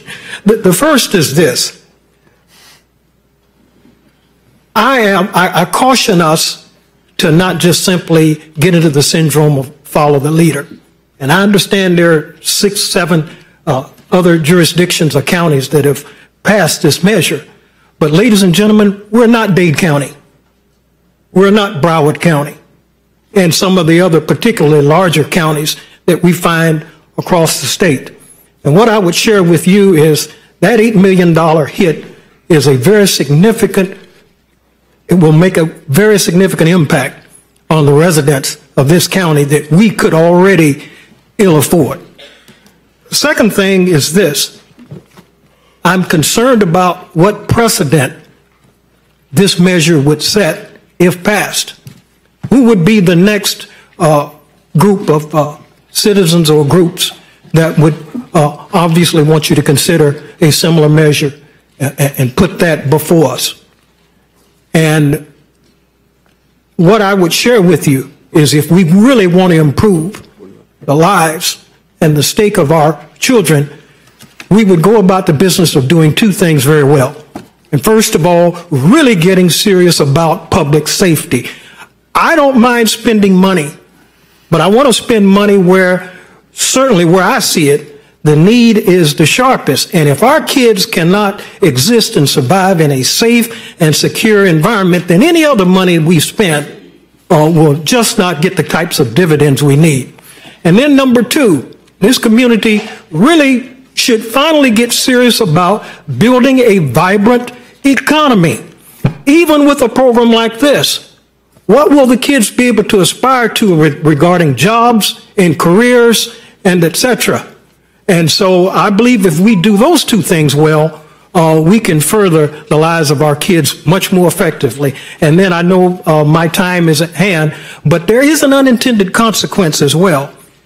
If this measure passes, and again, I mentioned about the so-called drip effect, the precedent, if this is set, you could have at least a proportion of your taxpayers who then consider that maybe Leon County is no longer the place to continue to live. I came here 30 years ago, and certainly I would have to maybe second guess myself. And so there will be some people that will vote, unfortunately, with their feet and decide to perhaps look elsewhere. And I am one of those people. My time is at hand. Thank you. Thanks, sir. Next speaker. Reverend Trinity Whitley, to be waive his support. Duly noted. Shannon Goosey, to be followed by Kristen Gonzalez, to be followed by Barbara Foster. Ma'am, you represent our halfway point through our speakers. Name and address for the record, please. Shannon Goosey, 2020 Dumar Drive. I come before you as a part of Justice 850, a local faith-based advocacy group. As a person of faith, I've spent the majority of my adult life following my faith, trying to live out my faith by working with children as a teacher and a youth worker, a volunteer, and a mentor. My faith has taught me to advocate for all of God's children, especially the least of these. And as I was just reminded, I sometimes miss the mark due to my passion for helping young people and passion for advocating for those who do not have the same opportunities that I have been given and that my children have been given. I believe that the Children's Services Council is one way that we as a community can put focus on the least of these, our children. The council would allow time for study, time to identify areas of focus and ways to tackle the issues identified by the council. This process takes time to study before any work can be done. There's talk of delaying the vote until 2020. Delaying the process only delays the work and delays the advocacy for and the benefits to our kids. As an educator, I've seen the results of what we have done, or in some cases not done. We continue to have children academically struggling. We continue to have young people unable to graduate from high school. We continue to have teens entering the juvenile justice system, and as you and I both know, it's difficult once young people are in the system to get out of the system. I spent years in Marion County working with one young man. One young man was in the juvenile justice system, and a congregation member and myself spent years advocating for him, taking him to school open houses, driving him to accomplish his required community service hours, tutoring him. This was one young man after his arrest. And I wonder what would have occurred for this young man if Marion County had made a concerted effort to advocate for this young man as a 3-year-old, a 4-year-old, or a 3rd grader. And I wonder what it would look like in Leon County if we made every effort possible to advocate for our children before they got into the system, before that was even a possibility. Delaying this vote, delaying allowing the public to vote on the council only delays the work that could be done to benefit the least of these. What we are asking you, the County Commission, is to trust us, the residents of Leon County, the people who voted you into office. We are asking you to trust us again with another vote, the vote whether or not to support the Children's Services Council. It doesn't need to wait another 2 years. The least of these can't wait. You're delaying the potential positive effects of the council. To quote Dr. Martin Luther King Jr., human progress never rolls in on wheels of inevitability. It comes through the tireless efforts of men and women willing to work to be co-workers with God. And without this hard work, time itself becomes an ally of the forces of social stagnation. We must use time creatively in the knowledge that the time is always ripe to do right. Thank you. Mr. Chairman, did you tell us that we're halfway home? We are halfway home, yes, sir. I've counted 30 people for and 10 against, and so that's about a 75-25 batting average, if your numbers are same as what I'm keeping. That's been in my count as well. Great. Next speaker. Kristen Gonzalez, to be followed by Barbara Foster, to be followed by Matt Goosey. Name and address for record, please, ma'am. Good evening, and thank you for the opportunity to speak. My name is Kristen Gonzalez at 2566 Noble Drive, 32308. This evening, I'm here on behalf of 2 organizations, the Legal Aid Foundation and the Survive and Thrive Advocacy Center.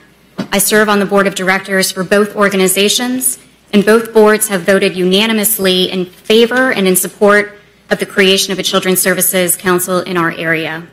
The The Legal Aid Foundation Board has also submitted a letter voicing our support.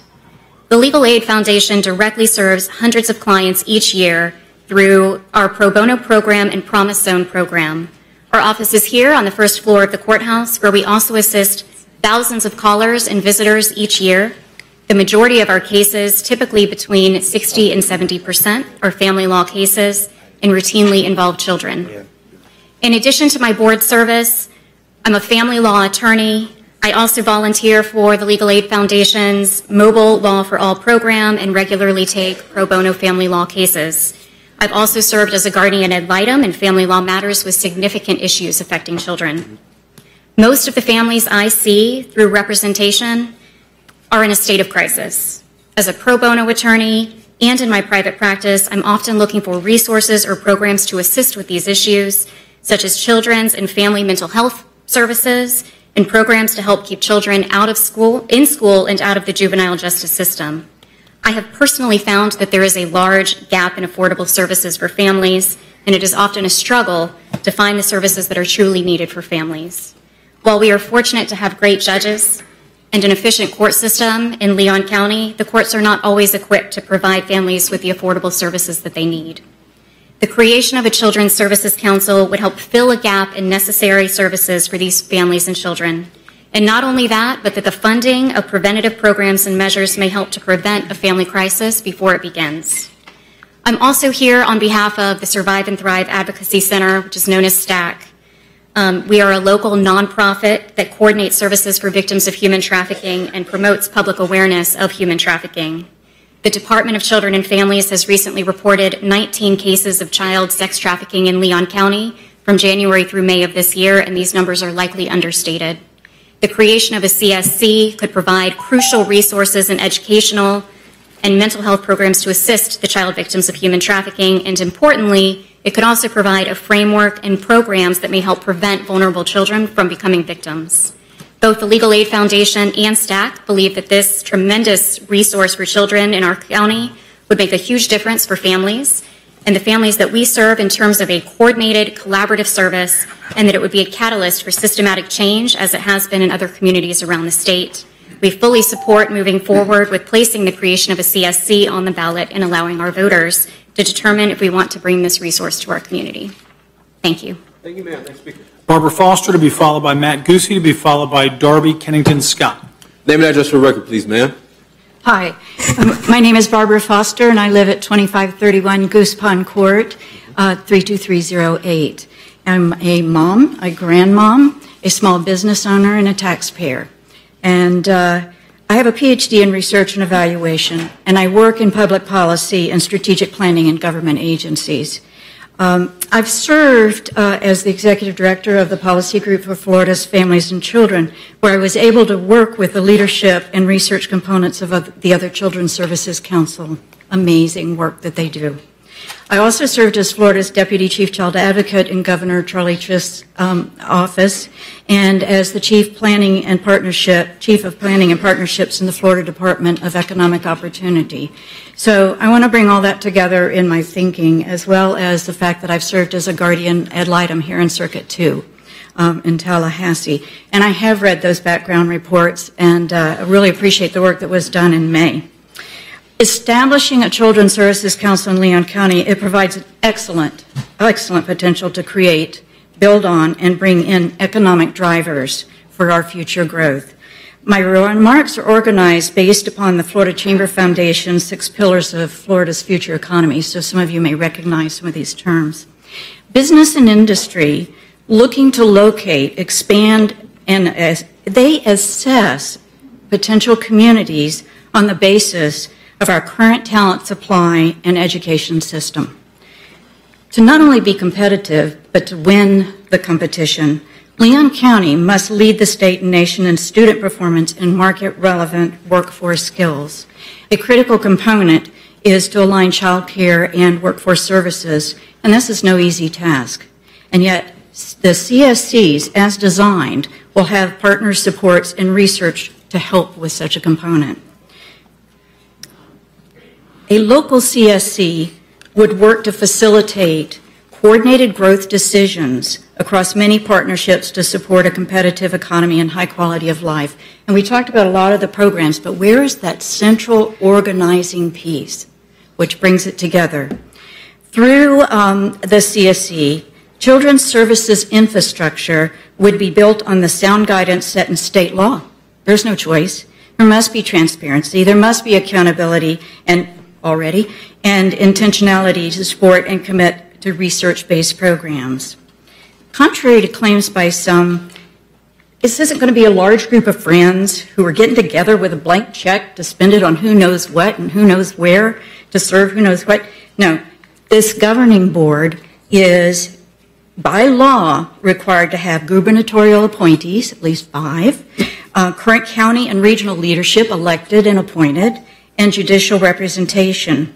And I really don't want to end. Ma'am, please finish. I mean, you can finish. Can I take one more? Yeah, just one more minute.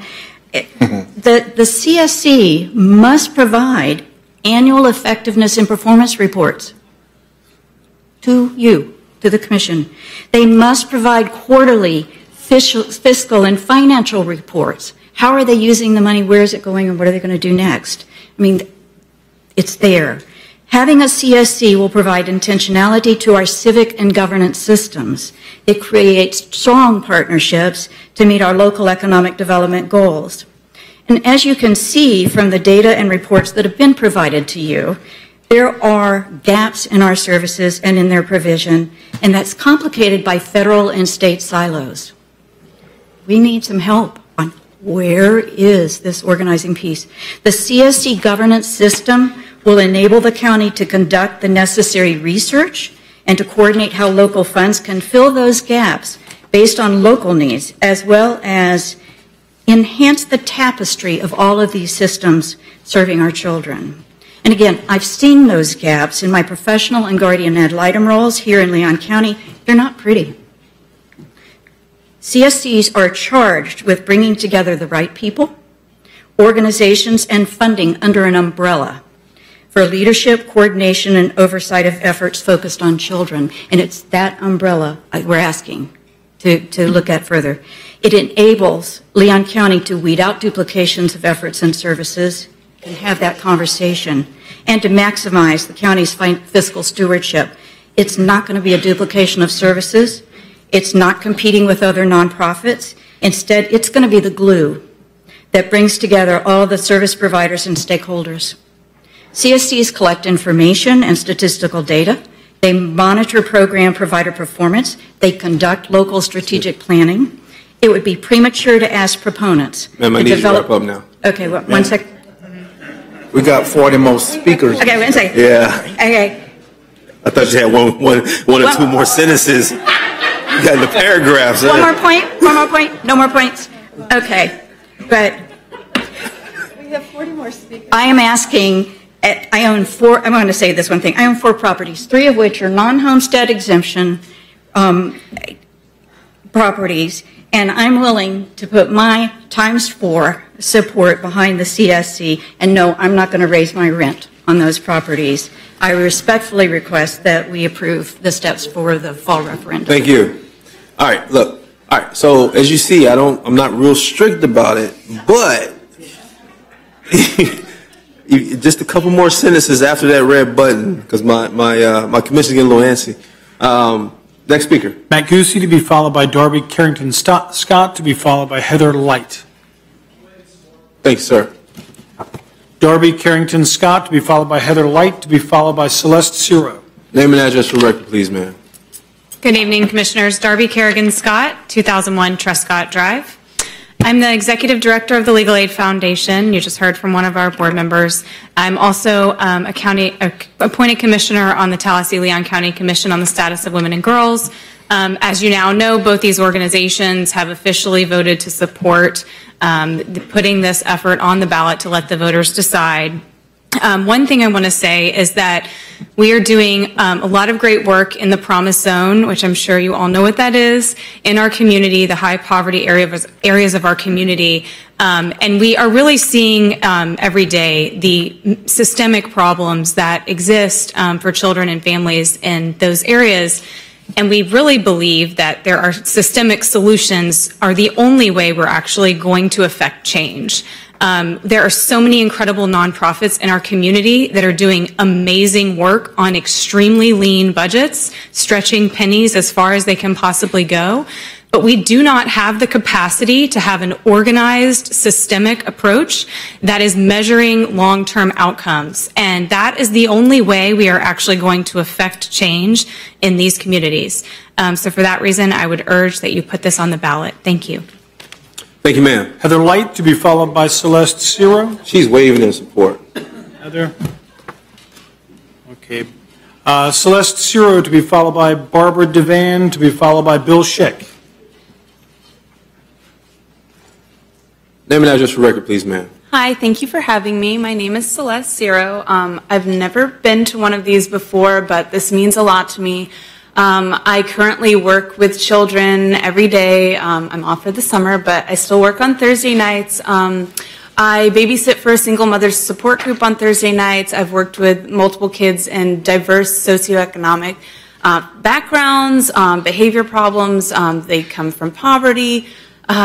This means a lot to me. I've been learning actually a lot about this while I've been here. And the experts in this really resonate with me on what they're saying. And kids are the most important thing to our community. And they learn so easily, and they can be taught so much easier than adults. And the school I work at, we implement conscious discipline, which is a social emotional discipline. You need to give kids the mental health resources that they need. You need to give them counseling. They need to feel safe. They need to feel heard. They need to feel empowered. And I believe that this can be something that can really give our community what it needs. We have to start with the kids before we can make our community the best it can be. They are the ones we can mold into being happy, successful adults, and we need that as a community. That's all I wanted to say. Thank you very much. Thank you, ma'am. Next speaker. Barbara Devan to be followed by Bill Schack to be followed by Brant Copeland. Mr. Van. Good to meet you. Hi, I'm Barbara Devane, 625 East Brevard Street, Tallahassee 32308. I'm here as a mother, a grandmother of the speaker who just spoke. I'm so proud of Celeste. Celeste is my granddaughter, yes. I was just going to wave in support, but after she made that wonderful speech, I decided I couldn't just stand in the back and not talk. I'm here tonight. I'm also a retired school teacher, so I know a lot about kids. I mostly taught 8th graders. And when you're an 8th grade teacher, you have to be a counselor more so than anything else. And also, you have to know that kids are whole when they come to you if they're going to be educated. And I'm here tonight speaking on behalf of the National Organization for Women, of which I'm an officer and an activist for women. But we also work on issues for our families, and that would be our children, our grandchildren. I don't want to be redundant. A lot of wonderful things have been said here tonight. And so, in the interest of time, I'm an old social studies teacher, okay? So let's do the democratic with a little d thing, and let's let the people vote. You were elected to represent the people. And the poll shows that over 60%, almost 70% of the people want this on the ballot. We want a chance to vote for our children. So I am asking you, I implore you, to give us the chance. And don't wait 2 more years. We've been talking about this in Leon County for many, many years. We don't need 2 more years, because I'll guarantee you in 2020, same people will be up here giving the same arguments about why we don't need this. And this county needs it. 1 in 5 of our kids lives in poverty. So don't tell me we don't need it. The Kids Count summary for 2018 says that we're the 53rd lowest in poverty in 67 counties. That's disgusting. And I think everybody in this county could give up one latte a month, one beer, one glass of wine for the children. Thank you. Thank you, ma'am. Next speaker. Bill Shack to be followed by Brant Copeland to be followed by Ray Blondeau. Name and address for the record, please, sir. Good evening, Commissioners and County staff. Bill Shack, 3109 Tipperary Drive. I got some notes, and I wrote some other notes as people talk, so I do want to make sure I hit all my points. So if I don't look at you, I'm not trying to be rude. But the Children's Services Council and Children's Services are obviously a very important issue, and I think it's amazing everybody's here to talk about it, and more amazing that the Leon County Commission allows everyone to speak. As a homeowner, I got a few ways to think about this, and as a homeowner in a part of Tallahassee that commissioners love to lean on for more and more tax revenue, I'm actually appalled that our community even needs a Children's Services Council. Why are the failures of our elected leaders that have led to what some have reported as dire for children in our community not at their feet? Why does it fall at the feet of property owners? Our elected officials were elected based on promises they made to improve our community. And when it comes to children, crime, poverty, and the homeless, they have failed us. As someone who comes from the nonprofit world, I can tell you that in my current job as the food service director at the Kearney Center, serving the homeless with the same budget the last 3 years, yet with an increase of 25% each year, now serving about 23,000 meals a month. I absolutely understand that doing more with less is possible, but it is not forever, as we will present to the City Commission tomorrow.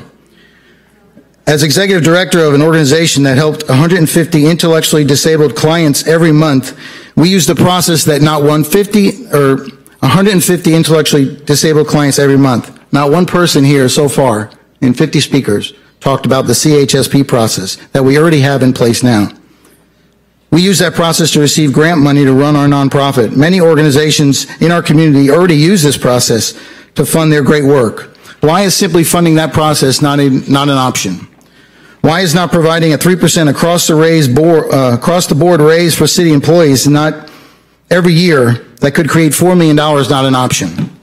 There is money in our budget, but our elected officials would rather see money go to attorneys to fight subpoenas, lawsuits by former employees, $100,000 payouts to ethically guilty city staff, and $350,000 for a mobility tax study. There is another way to address the needs for children's services, and it should be to fund the process we have already, or maybe adopt something similar with city funds. What will the CSC process be? How will the organizations be scrutinized? Will an organization whose audit finds that the staff does not buy into the importance of volunteers get money? Will an organization who receives over $10,000 from each the city, county, and United Way ask for more? Will an organization that has revenue of $4.5 million yet has expenses of $3.5 million for administration and benefits need more money? Will a state organization that has a chapter right here in Tallahassee with a revenue of $31 million yet has $21 million for staff and administrative get more money? Let me sum up here. Finally, as a parent of an autistic son who just graduated high school receiving continuing life skill training, and a parent of an adopted 8-year-old girl who was in foster care for 8 years, 8 foster homes in 2 years, I know personally the power of organizations like all of you in this room to help improve children's lives. I know children need services, they need support, and they are the greatest gift. Tallahassee has a huge heart with passionate organizations and mission-driven people who want the best for our children, as we all do. Our city should find funds so they can reach more people, but not with a new tax. Thank you. Thank you, sir. Next speaker. Brant Copeland to be followed by Ray Blondeau to be followed by Tom Derzapolsky. Ray Blondeau to be followed by Tom Derzapolsky to be followed by Michelle Gomez.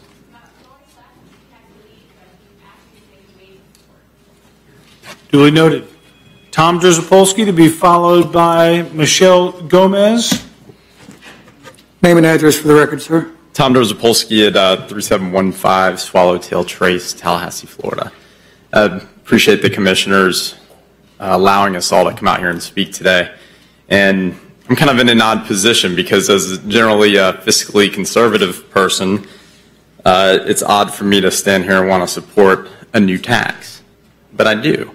I've spent a tremendous amount of time in the homes of communities who need our help, of the people literally in their kitchens. And you got to get close to a problem to appreciate it. And the people here in this room want the support to change children's lives. I was a Navy corpsman in a former life, and we had a saying that we weren't going to let anything happen on our watch. And I think it's important that on your watch today, you take the necessary action to ensure that we finally make progress in this community. We finally fund services in a comprehensive way that will support our kids. I would also ask that you assure that on your watch, you demonstrate to the taxpayers a great deal of accountability and transparency. The questions that people have are reasonable. Because other communities have funded the program and then came up with a plan, doesn't mean that's how we have to do it. And because I know how important this is, and because I'm a marketing and communications professional, I also looked at the polls.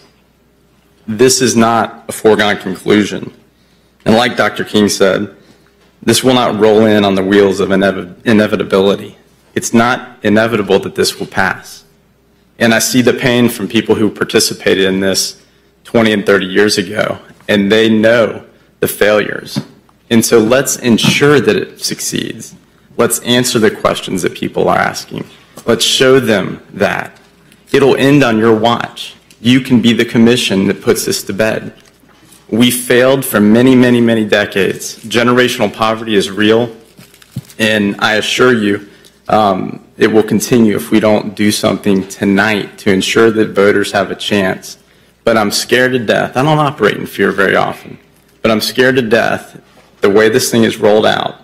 The opposition will be fierce, and the messaging in the Felder and the campaigns will be intense, and you can swing and miss. And we got to get it right, so let's do so. There won't be any more debates. The accountability of the commission is unimpeachable. The Services Council is almost to a burdensome degree vetted and reviewed. I have no fears about that. We've done research to the end of the world on the need. It is true and it is present. We don't need to study anything anymore. I'm not proposing that.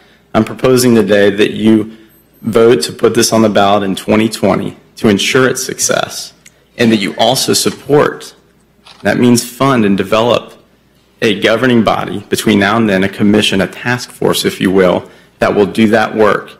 That task force can mirror the entity that will lead so that we immediately get to work after the votes are cast in November. Don't let this opportunity pass you, but let's do it in a way that assures that this ends on your watch. Thank you. Thank you, sir. Next speaker. Michelle Gomez.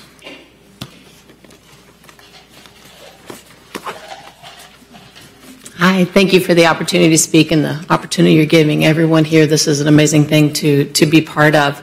My name is Michelle Gomez. I live at 1110 Domingo Drive, 32304. I'm also the executive director of the Oasis Center for Women and Girls. And I appreciate and respect the passion of everyone who has come to this microphone. I did want to clarify for you a couple of points that have been expressed to you today. It is the opportunity for systemic change in the coordination that the CSC provides, and not only the coordination but the funding source. I find it interesting and somewhat confusing that the opponents for this measure have told you to find more money while opposing the thing that brings more money, or proposing to spend more money in the interim while we wait. That doesn't make a lot of sense to me, but I want to spend most of my time speaking to clarify some points. In my role, I can tell you that we could serve 3 times the women and girls that we serve tomorrow with additional funding. Our waiting lists are that long. Indicators for girls are slipping. The number that are afraid to go to school because of the violence that they expect have doubled since 2012. The number of girls bullying and being bullied is growing. The number of girls being expelled from school and removed from opportunities for educational advancement is growing. The drinking and drugs for girls is higher than boys in Leon County and girls statewide. And now to clarify some points that have been put forth to you today. The poverty rate, 1 in 4, I know that you know that. It's not because of students. Most of those people living in poverty are mothers with children, single mothers with children. And I appreciate also that we are 10th overall out of 67 counties. However, when you drill down into that data, we are 30th in quality of life out of 67 counties, and every county that has a CSC is ranked higher than Leon County. Just want to clarify some data that's been given to you today. I'd also like to clarify my position. I am obviously one of the service providers that exist in the audience, but I'm also a single mother. I'm also a residential property owner, and I'm also a commercial property owner. And I can tell you that my $50 or $2,000 cannot do for my child what aggregating that money and applying it in a needs-based, assessed and evaluated fashion by a coordinating body can do. So I stand in support of this measure and hope that you put it to the voters to decide. Thank you. Thank you, ma'am. Next speaker. The next 6 cards have indicated their desire to waive in support. I'll read those names. Russell Collins, to waive in support. Thanks, sir. Marcel, thank you, to waive in support. Thank you. Satya Stark Bejnar, to waive in support. Thank you. Deborah Crosby, to waive in support. Sure. Of course. Name and record for the please, ma'am. Name and record for the record. Name and address for the record, please, ma'am. It's been a long night. My name's Deborah Crosby. My address is 1621 Eagles Landing Boulevard. And I would just like to rebut a few things that have been said. I am for this thing being passed. First of all, someone said we're not Broward County. No, we're not. Broward County has done something about their children. We are, however, the capital city, the capital county. And if people can't look to us to get a vision of where to go, and they have to look to Broward County, where are we ever going to go? We have to stand up for ourselves. Somebody was saying that, the realtor was saying that she's seen people turn down a house because it was $20, $30, $40, $50 more. I'm sorry, I bought a lot of houses. That doesn't work. Even $2,000, $3,000, $4,000, $5,000. If I wanted the house, wouldn't matter. $20,000 yeah. But no, I'm sorry, that does not work. Okay, there was one man that wanted to take the money and put it in infrastructure so that we can bring jobs here.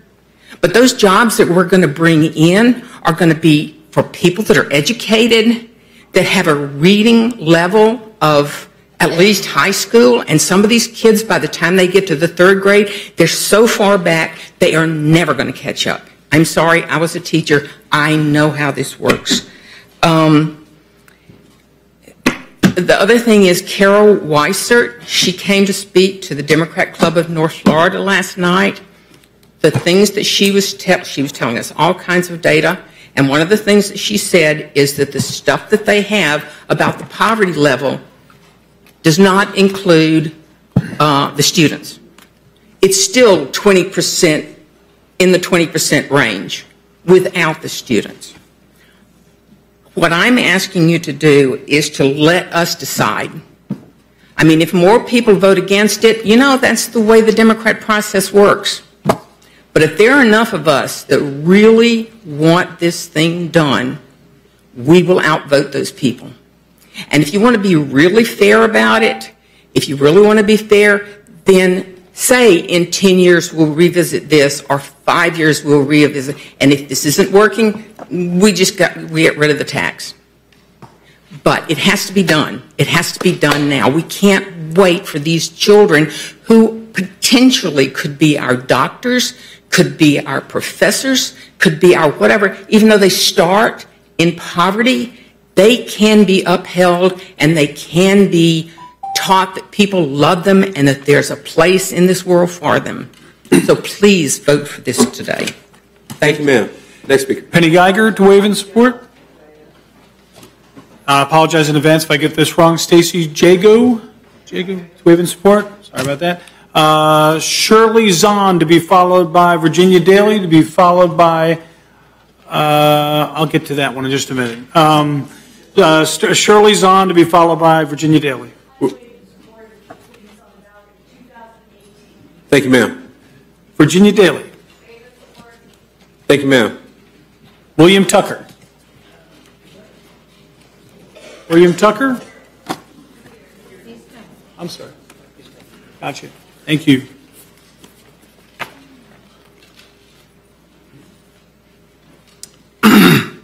My name is William Tucker. I live at 2802 Primrose Lane, Tallahassee, Florida 32301.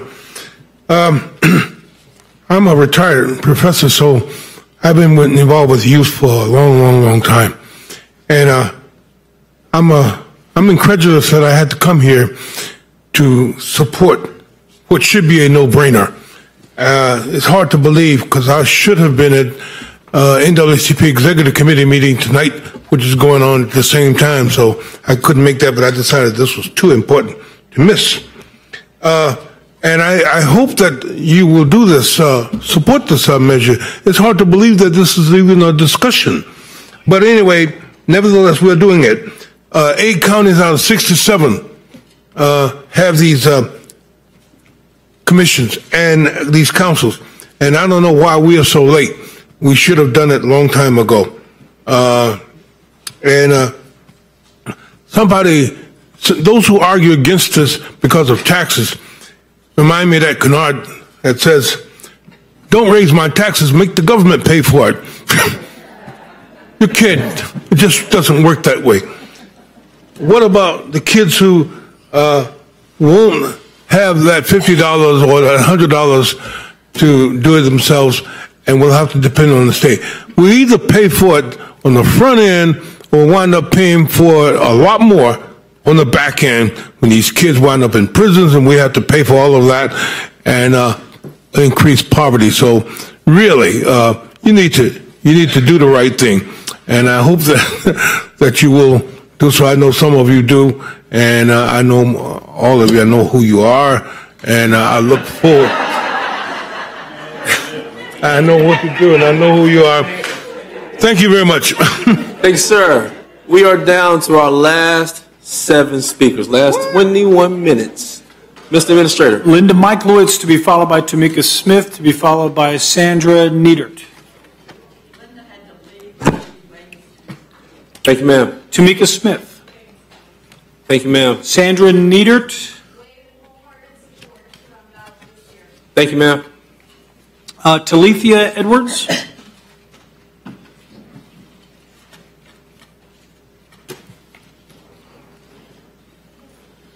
Good evening. I'm Talithia Edwards. I live at 1802 Saxon Street, and I stand in support of putting this to the trust of the people on the ballot in 2018. And I've listened to everybody talk, those who are in support and those who are not in support. And it's funny, those with privilege that come and stand before you all to say what the poor people don't need or need. And this room is not filled with the people that will be benefited by this particular council. And this happens all the time, that we sit in rooms and we discuss what the people who need and don't need, but we never ask. And we live in America. This is a democratic process. So the red herrings that's been thrown in about how much money this commission is going to get or what the tax is, that's not what we're talking about today. What we're talking about is whether or not to put it on the ballot to allow the people to vote. And I think if you would ask a mother, they don't understand, they don't have time to come to a commission meeting to hear all of this, right? But if you were to ask a mother that's going to be serviced by a council if it was created, are you more concerned with the $50 so that you're going to be taxed, or being able to have a service that may cost $200, $300, or $500? If you were asked that question in that way, I'm sure that mother who's working in those hotel industries 3 and 4 jobs to make ends meet will vote. Take the $54 because I'd rather have the service. So again, I'm here in support of this council. Put it on the ballot. Let the people decide. Have a good day. Thank you, ma'am. To waive and support, Steve Beasley. Thanks, sir. And the last 2 speakers, Dr. Irwin Jackson, to be followed by John Moyle. We appreciate the patience of the last 2. Dr. Jackson, name and address for record, please, sir.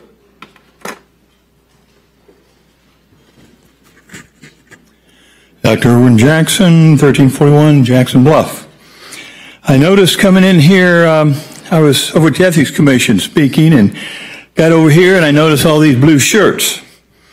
I think this commission knows a lot about lobbyists.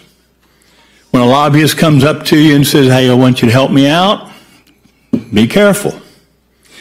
All these folks, a lot of these folks with blue shirts, I've been listening to them, and they're great people. They support children. They love children, but no more than I do. But they're lobbyists. They're lobbyists because many of them are teachers and counselors, and they work for the businesses who will be getting the money that you're talking about.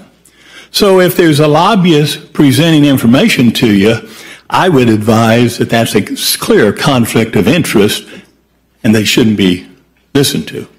There's a conflict. Thank you. One thing.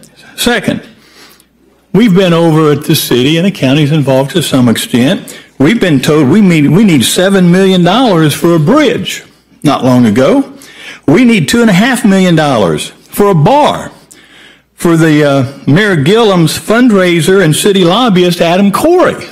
And we paid for that. The bridge we paid for. We need $100 million with CRA money to build student apartments. Yeah, we paid for that. Every one of you commissioners is supported in any way, any of those things, are responsible for the children not being taken care of.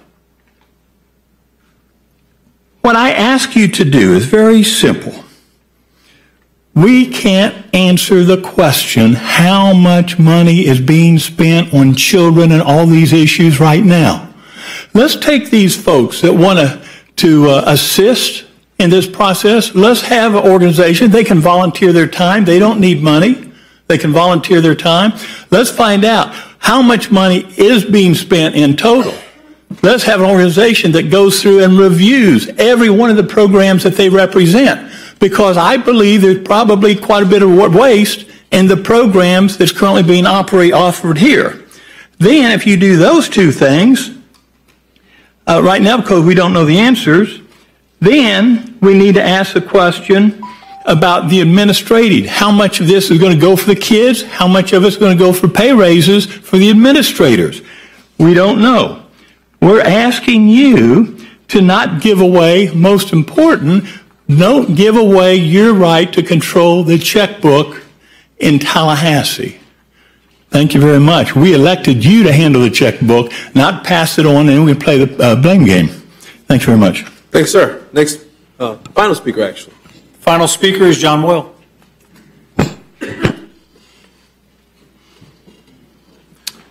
Name and address for record, please, sir. Thank you, Mr. Chairman. My name is John Moyle.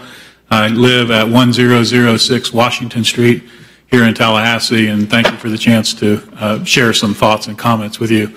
I'd like to start by thanking some people, and I would start with thanking you, the Commission. You have heard a lot about a Children's Services Council. This is the 4th time that this issue has been in front of you. You've been very patient to listen. You've been patient to listen to people coming to this podium. You've been patient to listen to people visiting you in your offices, and I wanted to thank you. I also wanted to thank the supporters, the Leadership Council that you heard from many of the members tonight who are urging that this be put on the ballot. And I also want to thank the people who have concerns. This process has been a vigorous discussion, a good debate. I think it's been a healthy debate. I think it's largely been free of personal attacks. And respectfully, I would say that's how things are supposed to go. You're supposed to share ideas and have conversations, and I think tonight was another example of that. So to those who have differing views, I would like to say thank you. I'd also like to make a comment about this issue. This issue has been in front of you 4 times. I've had some discussions with some of you. I've lost some sleep on this issue, and I think some of you have lost some sleep on this issue. And I don't think that's a bad thing. I think if you look back, and I've been involved in issues for many years, the ones you lose some sleep over are the ones that are particularly important and particularly meaningful. So hopefully your discussion tonight will be vigorous, and we look forward to it. A couple of comments with respect to. And I'll try to summarize and not be repetitive, but I don't think it is really subject to debate that we have work to do in our community. We have, as you heard from the sheriff and others, unfortunately, we're plagued with a very, very high crime rate and a lot of juvenile crime. We need to do something about it. And while we can do something about it on the back end in terms of making arrests, really, I think the smarter strategy is to focus on investment in the front end. And I think if you move forward, that will be a key piece. We've talked about early childhood development receiving funding, and I think that will be quite important. A CSC is a good, positive step forward, and we would urge you, as you've heard tonight, to consider this question and to put it on the ballot. And if I could, Mr. Chairman, just to have another minute or so with respect to a question of timing, there's been discussion about when should this take place. Last time I appeared before you, I said, we're talking maybe about going in August of 18, because you're not going to get tangled up with constitutional revision questions. Some people say, well, that's a little quick, but we put that out there. November 18 is another date that I think is an option before you. And then some other members of our community have said, let's do it in November, but let's do it in November of 20. And those people with those points, they're fair points that are part of the discussion and the debate. We would think, let's put it on the ballot. Let's give the people the chance to decide. You've heard from that, and that's very important to give people the chance to vote on this. And I would just close by commenting with respect to, if not you have heard this 4 times. There's been 1 negative vote on it thus far. But if not you, who? And if not now, when? So we would respectfully ask that you take action tonight to put this on the ballot. Thank you. Thank you, sir.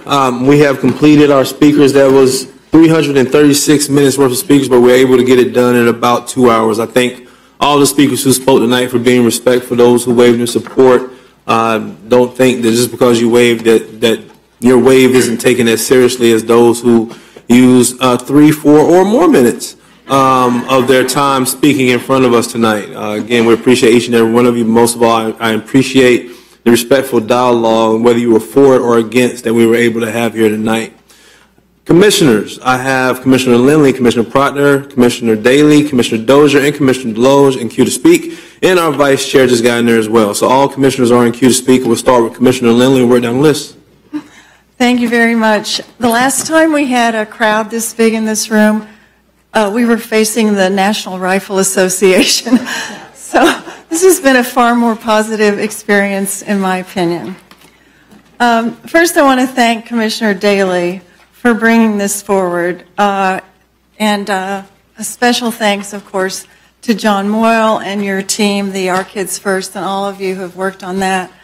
You have really done something that has been needed a long time. We've had reports, quite a few of them here, demonstrating the need for children, the Alice report, and you all kicked into gear, and in a way I'm a little bit chastened that nothing had happened sooner. So I thank you sincerely for that.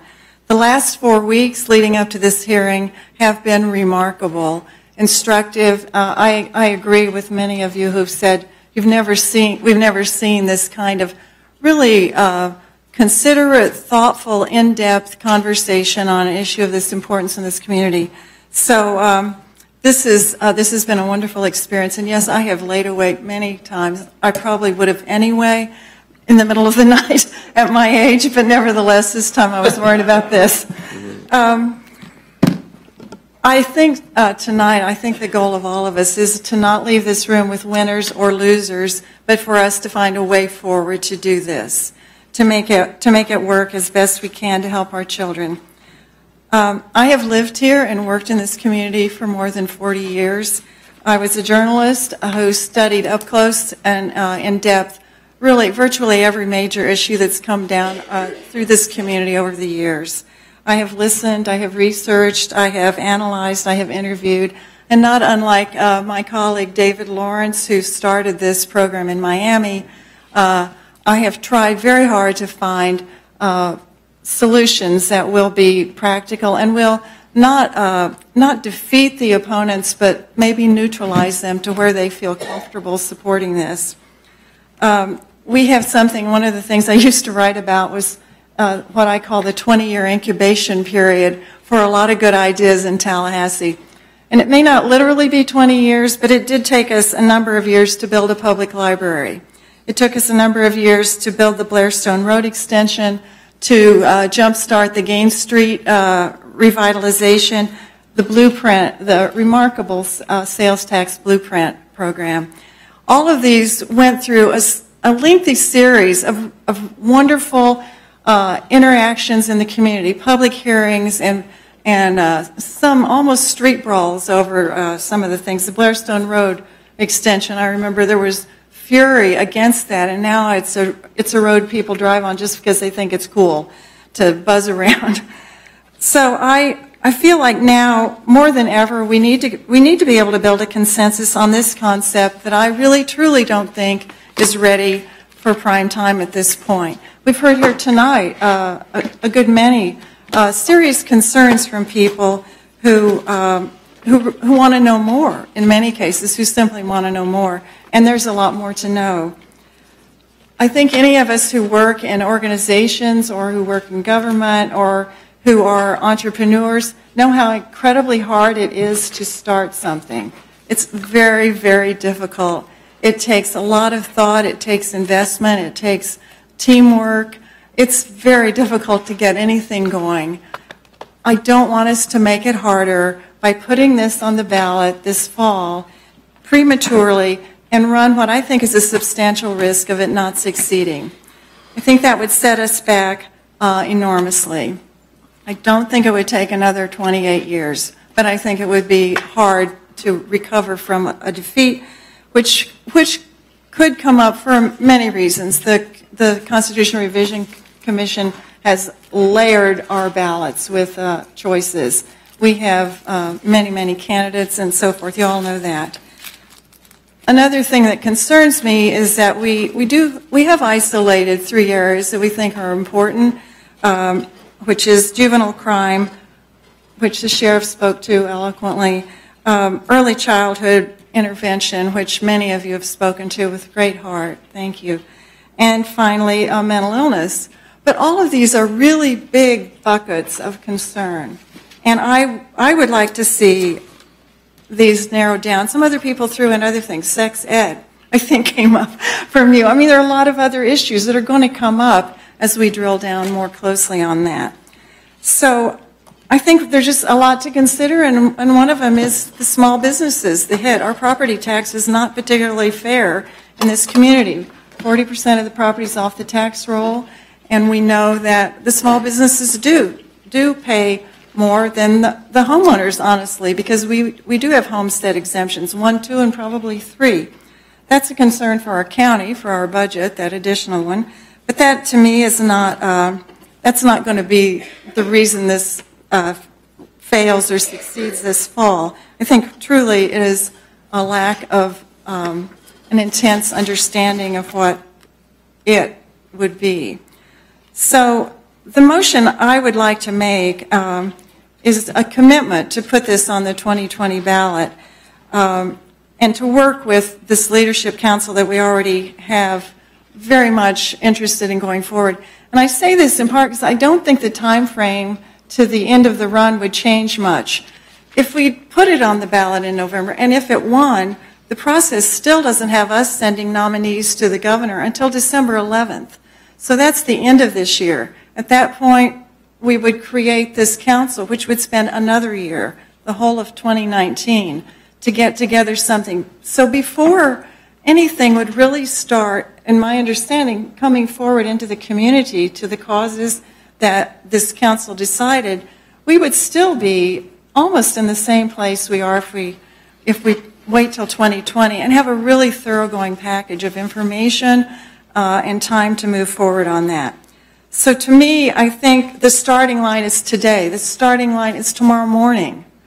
If this board agrees with me to say, let's commit to putting this on the 2020 ballot, and I would say, last week we talked about a loan of $150,000 to this group to help with staffing, and I think I would be supportive of that as well. We already have an amazing report. Our astonishing staff member, Heather Peoples, and some of our team put together a 1,500-page report on the various needs that we have. That is a great beginning, and you all know that. So that would be my motion, Mr. Chairman. I'm, of course, eager to hear from everyone else, that we put this on the 2020 ballot, that we get this leadership council fully formed, and with our assistance, with a $150,000 loan, which could be repaid if this wins in 2020 and the money starts coming in, you can give it back to us and we will spend it wisely. But that is my motion. And thank you. Thank you. Commissioner Lindley, is that for I know you said for us to put on 2020 ballot, for us to commit to put on 2020 ballot, and for us to also commit $150,000 in a loan to help with staffing. Or you know, to get organized, because I know you're doing fundraising, but and we could separate those two items if you want. My main concern is to put it on the 2020 ballot and give us time to really thoroughly have a community conversation beyond this room into many of the communities of interest who aren't here tonight, who haven't been heard from. Would you like to make that in the form of a resolution or just a motion of commitment? Herb? I would make that was my question. Is that a motion to approve the ordinance subject to it being put on, well, subject to referendum, but the referendum to take place on the general election ballot of 2020? Is that the motion? I would commit, my motion would be to put it on the ballot in 2020. Okay, then that's the way I would do that. I would also, if you're going to provide funding in the interim, let me suggest the word grant. A grant. I mean, there could be an expectation of repayment, but we can't loan anybody any money. Mr. Attorney, would you suggest that we even take it up separately? Can we take it up separately? We can. Let's take up that piece separately. Let's just make it clean. Yeah, let's make it clean. Okay, so we can. I'm happy to take it separately. Thank you. Yes. Good. On point to the question that the attorney had. Now, does this say that it is definitely going to be, this vote that we're taking today means it's definitely going to be on the 2020 ballot, or does it mean they have to go back through the process, and then we'll take another vote to determine whether or not it's on the 2020 ballot? As the motion seems to have been made, and I don't have any problem with that, it would go on the 2020 ballot unless you stopped it. So in other words, it would be a go. Does that bind for the next 2 years? Yes, but you would have the ability legally to repeal that ordinance if you changed your mind sometime between now and the time the ballot is printed in 2020. What's the threshold to repeal? It would be a simple majority vote again, a 4-3. Got it. And my concern about making it as permanent as we can is because the main thing I've heard over and over tonight is let the people decide on this. And so I want to make that commitment that we will put it on the ballot and let the voters decide on this. We're good. Thank you. I have, Commissioner Lindley, you have anything else? That motion is made by Commissioner Lindley, seconded by Commissioner Daly. I will come back to you, Commissioner Lindley, for the money conversation later. I have Commissioner Proctor, Commissioner Daly, Commissioner Dozier, Commissioner Loge, Commissioner Jackson speak. I'll say real quickly that there are a couple things that I particularly want to see in the interim between those 2 years happen. I'll bring it up a little later, as I think some other commissioners may also bring those things up. I hope that you'll entertain that in your motion as well. Commissioner Proctor. Chairman, I pass. Commissioner Proctor passes. Commissioner Daly. Thank you for that wonderful motion. I appreciate that. I realize that a lot of people have come out tonight to speak on this issue, and I appreciate everybody coming out.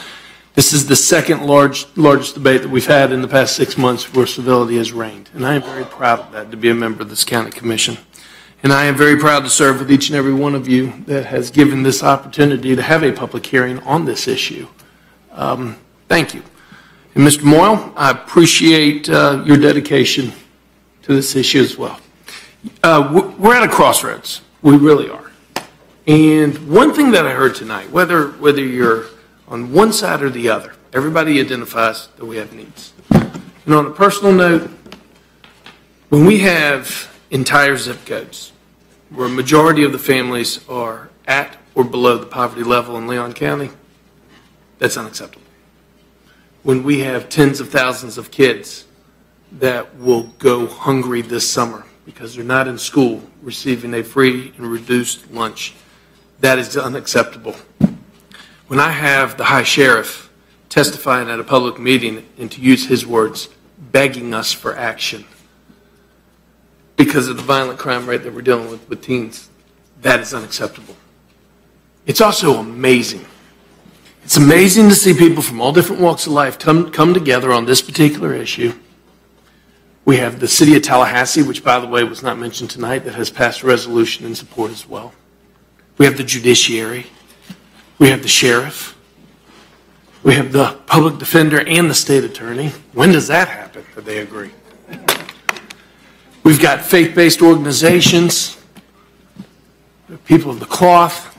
We all realize that this is a huge issue that we have to tackle. And you know what? It's made us uncomfortable. I'll be the first to admit it. I'm the one that brought this on, and it's been an uncomfortable conversation because sometimes it's tough to talk about these uncomfortable situations that face the children of our community. But as elected leaders, it's our responsibility to do so. A lot of people have asked, and I've been accused of being a little silent on this issue, which I find interesting, but nonetheless, I've been asked all the time, why Daly, did you even bring this up? Because I think it's time for action. A lot of us have served, Brian, we've served for 12 years. Bill, how long have you been on commission, Bill? 1,000 years. 1,000 years. I served too. Bad levity. But nonetheless, we've talked about these issues, and we've talked about these issues, and we've talked about these issues, and I'm ready for some action. Now, having said that, it needs to be responsible action. And Mary Ann, I really do appreciate you pointing out. Look, folks, we also get it. A lot of times at the public hearings, we get people that are very passionate on very ends of the extreme. And it is our responsibility as elected leaders also to find consensus in this community. And like you, Mary Ann, I have had great conversation, and I have listened to great conversation over the past couple of weeks. And I do think that there's this amazing middle ground where we can come together as a community, because as the chamber did testify, we do have a great track record in this community when we are organized, when the process is transparent, when we provide plenty of opportunity for participation to self-tax, and to do so in a manner that truly benefits specifically in this community. And I think that is a very important part of this process. And I have talked to people from both sides that have agreed with that. And that's why I think your motion is great for the 2020 ballot. And I'll tell you why. Let's get down to the brass tacks. John, you and the Leadership Council, we're going to depend on you. You've got the organization up and running, and we've got a lot of amazing people that are involved. And Brittney, I haven't had a chance to talk to you with the Florida Children's Council. Where are you? Brittney? Yes. I'm asking you personally to step up to the plate I mean, you're a resident here, but you represent on the state level these organizations, so you know what goes into the creation. You know how we need to move this forward. And so I think for the first year, Marianne, it's a great opportunity for us as a community to come together, really drive down on, number one, what does this council look like? How does it operate? How does this needs assessment take place? Do the needs assessment. Really dig in. As you said, there's so many different issues out there. Let's put that plan together.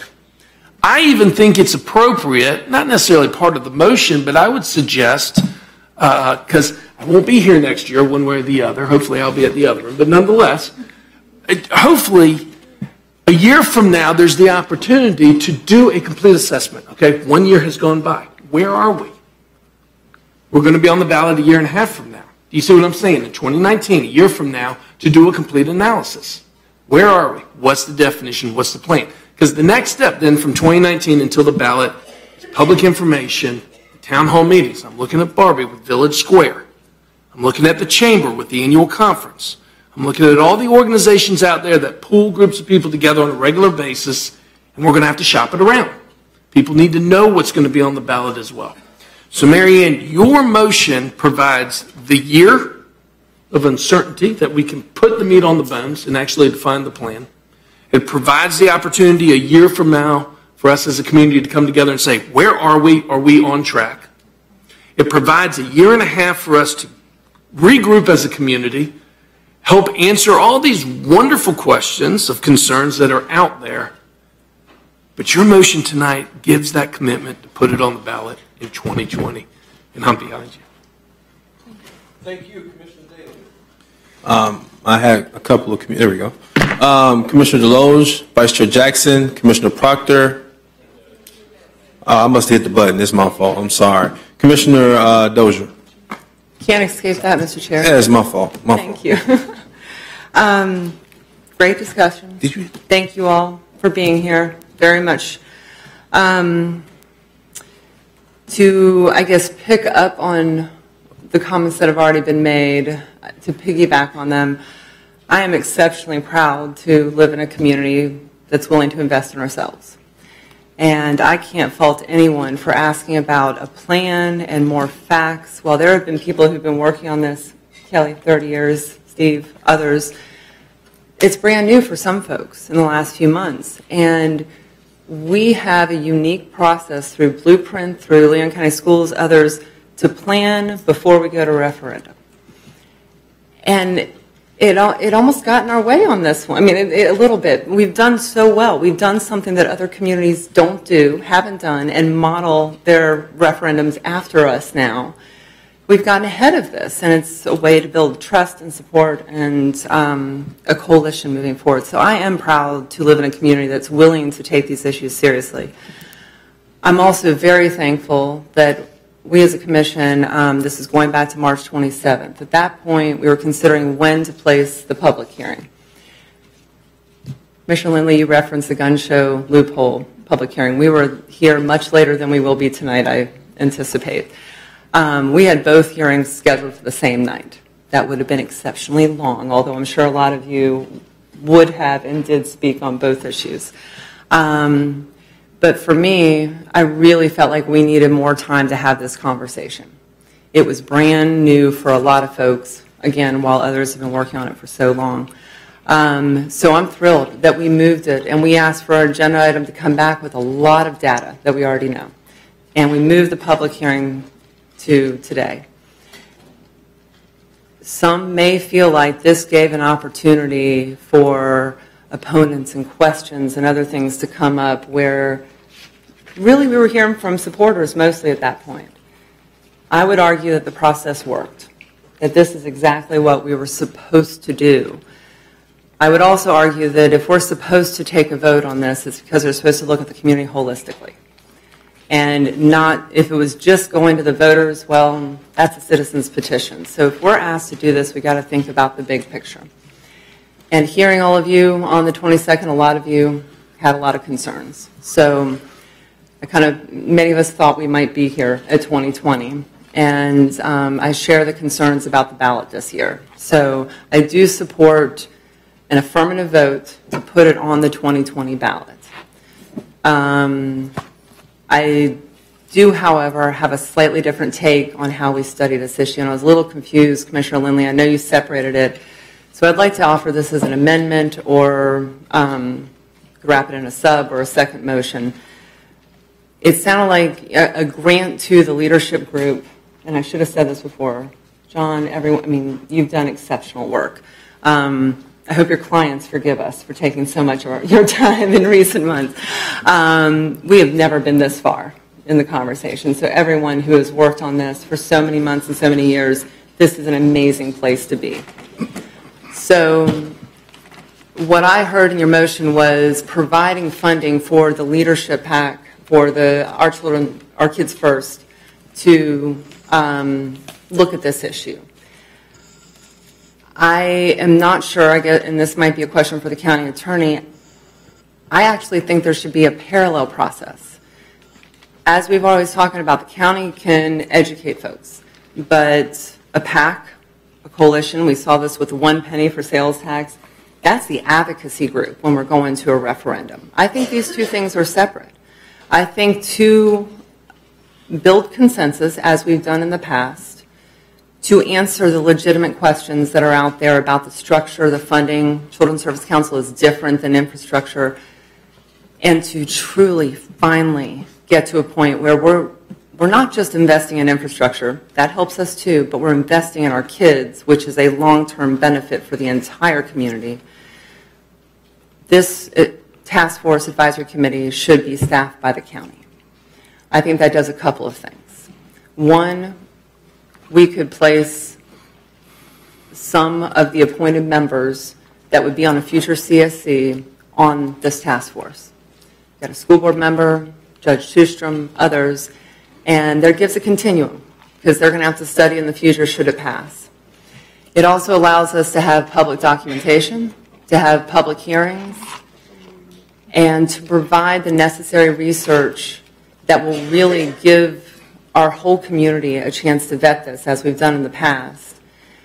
And I think, frankly, avoid questions of one group doing it, although I trust that they would have people who have those questions on that committee if they were to run this. But I really feel strongly that if we're going to own this, if we're going to vote to put this on the 2020 ballot now, we need to have a public process to answer these questions and do some of this vetting. Staffed by our county administrator, his designees, could have a facilitator or whatever, and I would also suggest that we could have an agenda item come back in July fleshing this out. So the county administrator can work with the leadership team, other stakeholders, come back with a committee structure appointed by all of us, and a scope to look at the administrative structure, costs, overhead, answer some of the community questions. I don't believe it does a full needs assessment. CSC has to do that in the future, but find examples of how those things happen. I think that is the most transparent process. I think it gets everyone engaged, and it will be the strongest position in the future to go to the ballot. Can I respond? I think it's very similar to either, okay, so I would like to keep it clean, but if we want to go there, we can have a discussion, try to combine it. But I would like to keep it clean. Commissioner Lindley, Commissioner Dozier, it's up to you where you want to have this conversation now, if you want to have it after we take up the vote. Mr. Chair, I would appreciate making the motion, Commissioner Lindley, but I do see these two things as tied together. If we go to the ballot in 2020, we need to have a process to build a coalition for this. Commissioner Lindley? Commissioner Lindley? I love Kristen Dozier because she thinks things through so well. I don't think that it should be staffed by Leon County. I know some of the other organizations around the state have used their county commission resources in different ways. If our staff, which has already done a ton of work on this report, goes to work on it, it becomes the county's tax, and it simply isn't. If it is adopted, we really won't have anything more to say on it. I think the leadership group and the community as a whole who supports this, I want them to own this. And the reason I suggested the $150,000 grant is to assist so that they do have the ability to bring forward information. But yes, they are an advocacy group. They want to win it, and I understand that. They will find opposition. I simply don't think that it is appropriate for our county staff to be doing this work. I can't imagine that it really could be truly a clean and objective. If our county staff does work on it, they would have to do all sides of it. And for me, it's not our tax. It wouldn't be our tax. We would have no governance over it if it passed. So for those reasons, I would like to keep it clean, and I don't mind voting. I mean, you all might have other views on what kind of assistance the county could give, if any, or that could be a separate motion, and I'd be happy to do that. Mr. So Chair? that's just my feelings. I don't know what others think about that. I think we have the same goal in mind, and I appreciate that. With respect, I think we voted to put it on the ballot. I think we're looking at our community holistically. I think the Children's Service Council reports to the County Commission, and we send names to the governor to appoint. We do own this. If we are doing economic development programs, if we're doing infrastructure programs, if we're doing housing, if we're working on Orange Avenue, on whatever it might be, this is part of the whole. This is part of solving those problems. And if we don't own it, if we say it's not part of us, then we lose the momentum that we've got and the hard work that we've all done in recent years to stop working in our silos. We heard the sheriff earlier. We've got to start knitting these pieces together. So I respectfully disagree. I do think we own this if we're putting it on the ballot. I think we should own it, because this is part of everything we do. So I'll leave the motion as is for now, and then we can talk about the committee in the moment. Thank you. Thank you. I have Commissioner Deloge, Commissioner Vice Chair Jackson, and Commissioner Proctor in queue to speak. Commissioner Deloge. Thank you, Mr. Chair. Good discussion. Thank you guys, everybody, for coming out. It's nice to, as everybody's pointed out, to have kind of a civil discussion at both sides of the equation. A lot of good points made by a lot of people. And John and leadership team, thank you for all that you've done. I mean, it's the kind of thing that makes this kind of community a great place. I mean, the fact that people are this passionate about it. Lee Voss, who was one of my favorite county commissioners, used to say, you're going to have rooms full of people where you're going to have 300 people in the room, and they're all going to want a piece of you, and they're not happy with you. And you need to remember that you represent almost 300,000 people in this community. So I've been kind of stepping back and looking at this. I can get there with the 2020 thing. I think that's responsible. I could probably get there with the funding to a degree. I draw the line at staffing, and I think that suddenly it does become our issue. And with all due respect, I think suddenly we, as was pointed out, we own it. And we're going to be asked for some issues on the homeless shelter. We've got 10,000 issues. We can't own everything. And so if you look at what happened with Blueprint, when it first came through, it was an organic group of developers and environmentalists and chamber people. They came together and put that together, and that was the first blueprint. When you look at the library, Paula Smith and Wally Bell got together, went out, raised money, and put the library at the downtown library. So I'm going to look for people in the community to step up. We can help, but for us to kind of lead that charge, I think, is really a little bit outside of our purview, in my opinion. In fairness, there's $300 million being spent in Leon County on children's issues today. So I want to make clear there's money in there. It's probably not being spent as effectively as it could be.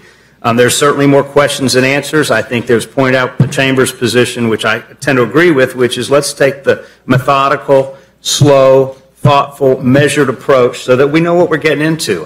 When people go to the polls, I want to know, they ought to know what they're getting, how much they're spending, and what the expected impact is. And there's no silver lining, silver bullet. We can't solve all the problems, but people ought to have some expectations of what's going to happen. I heard poverty, I heard crime, I heard early learning, and now believe me, there are plenty of needs. Let's figure out which ones rise to the level. And Commissioner Lindley pointed out some of those. Somebody pointed out earlier, let us make the decisions. I would argue that a little bit and say, we're elected to make decisions that oftentimes are not real popular, and oftentimes are not in everybody's short-term best interest. I think the 2020 ballot piece, I can live with that. If we're sitting here a year and a half from now and we're exactly where we are today, you might find me making a motion to unwind it, though, to say, wait a minute, if we're not any closer than we were tonight, I got a problem. There's some expectation of some work in this community, and really, the hard work's going to get started now. It's a great idea. with a lot of passionate people, but that doesn't need to stop now. I mean, we need to step in and say, what is the need exactly, how much is the money, and then how are we going to spend it, and what's the expected impact. So anyway, I appreciate the discussion, and I look forward to a vote. Thanks.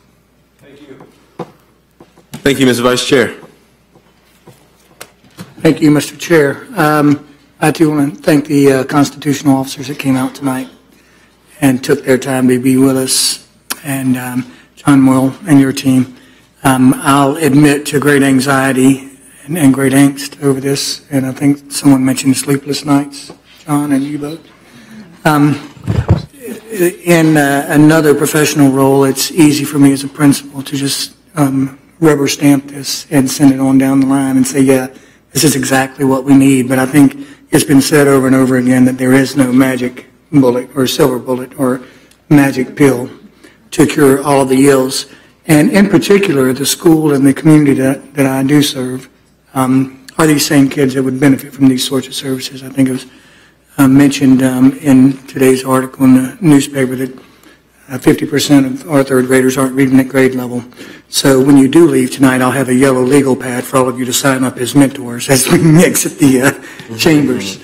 But I think there's important questions. Both Dr. Jackson and Commissioner Bell, there's a lot of who, what, how, and when, and those are very important. And I think by giving us the time to create what I call critical mass towards a really well-defined plan and a really well-defined way that we're going to afford these types of services. Both we've mentioned a lot about children and young children and early intervention, and I think we've missed out and we haven't mentioned prenatal care at any point that we have. This should start even before the kids get here. And I know that Judge Solstrom would agree that in many of his experiences that's the case. Obviously, the anxiety and angst is over the impending hole created from the expected homestead exemption shortage or shortfall. But several comments tonight regarding fill the gap. One that stuck out with me was there'll never be enough dollars to address all the needs. And I think this is the right step in the right direction, and having this sort of dialogue and having this sort of community outpouring both for and against is what the process is about. And we need to move forward with some real clearly defined expected outcomes and some real clearly defined spending expectations as well. I would agree, or I would respectfully disagree, Commissioner Dozier, as far as staffing from a county level, and that we would continue the work through the leadership team as we move it towards educating the public regarding what would be spent, how it would be spent, and how it would impact them, probably individually, in their home ownership and their share of property taxes. Again, from my heart, I can't say enough how much I appreciate everyone speaking out for the needs of kids. But I do want to extend a second invitation for all those that want to get involved now. You're welcome to come out and visit us anytime, and we'll sign you up to sit down and read. Thank you for the outcome tonight. Thank you. I have Commissioner Proctor queue to speak. Chairman, I met this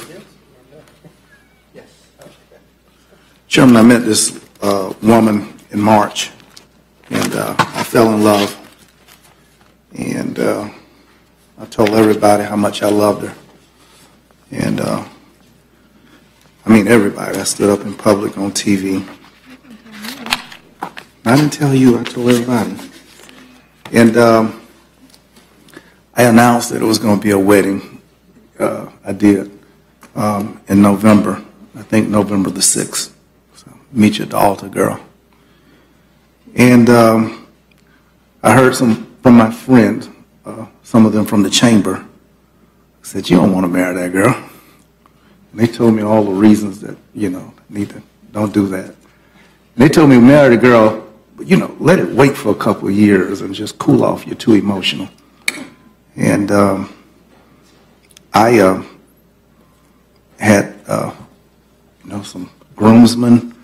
In fact, I had some real outstanding groomsmen who were going to stand there with me. I had Sheriff Walt McNeil, was going to be my best man. Judge Shorstrom was going to stand there with me. State Attorney Campbell, Bob Ratcliffe was coming to stand with me. City Attorney Shelly was going to be there with me. Kim Williams signed up to be there with me. John Hedrick. I had some good men that were going to stand there at my wedding in November. But I just couldn't stand up when to it, and I started off like I really was going to do something, and I told, and I put the word out there. Everybody got excited, and tonight I just changed my mind, and I just told her, girl, let's talk about this for 2 more years. I'm sorry. But I told John Moyle, he knows I told him this was not going to occur, that this matter was not going to the ballot this year. Wasn't going to be no wedding this year. I told you that, John. And for whatever the reasons which justify it not being a wedding, all of us stood there back in March with excitement. And so 53 people have come up tonight and said that they support this, and 12 people have come up tonight and opposed it. Over 80% of the people here said they wanted this commission to man up, woman up. They wanted a wedding. They wanted something to happen this year. But even with 50% participants, it shows the strength of the Chamber of Commerce. And like Ms. Talithia Edwards said, the Chamber's money means more than our collective voices. And contrary to the self-taxing that the Chamber's been credited with, the Chamber of Commerce in Tallahassee has always supported, and I agree, tax measures for infrastructure, for bricks and for mortar. But likewise, it's true, the Chamber has never supported any tax that's for flesh and blood. It simply won't. And in particular, if it's for poor people, they never have. I don't know why that's the case, Mr. Felder, but when you look at their support for infrastructure and spending, construction, those things that help their members earn off the public's dollar, they're there. When it's something that gives and lifts people up who are poor, and it's a tax, they're not. Ms. Dick is here tonight. If I've made a mistake and misspoke, then somebody from the Chamber trot up here and cite the record, tell me I'm wrong. 53 people, their voice is for, and 12 people said no. And I feel really bad tonight because I too thought that it was going to be a wedding. I was really excited about this. And the $150,000 to pay for some advocacy group, I think is inappropriate to give any side, an advocacy group, $150,000. And it feels like it's a peace offering to sort of assuage the jiltedness with which the bride may feel. So we'll give you $150,000 just to, girl, go on away. We're going to talk about this. We're going to give you $150,000. Go sit down. And we've never given $150,000 to no group to advocate anything, and it would be wrong for us to do that, I believe. Now, there have been measures in which we've set aside an educational campaign when we did the sales tax for the half cent for indigent. We did that for the indigent, for the poor. But Commissioner Deloge, you didn't see then, and you think tonight is a good idea to kick this can down the road. And I think Barbara Devane correctly said that when we come back in 2020, the same people who oppose it will. Because most of the opposition was drawn, no one here tonight agreed that they dislike children. Everyone here agreed on both sides. They want children to do well. There was 100% support of children. The distinction was on the methodology, the means of how they might be supported. And for those who oppose, they were very vocal that their property taxes were sacred and not from our property taxes. And if the means is the great stickler, then it will be the means in 2020 because some people hold property taxes, ad valorem taxes, as too important for poor people to reap any gain or benefit from. So I see nothing changing, Mr. Felder, and I feel like I've been kicked in the stomach and been set up and thinking that we would have the courage to move forward on the 30. Someone cited there were 30 supporting studies and this and that. The time is right. Someone quoted Dr. King tonight. I think he got quoted a couple times.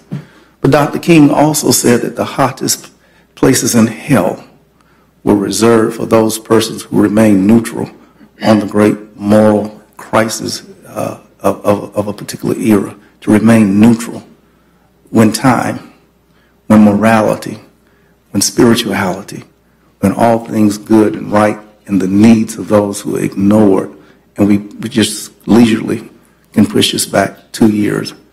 But if politically it achieves the results of letting us off the hook, we feel a sigh of relief. The children remain poor.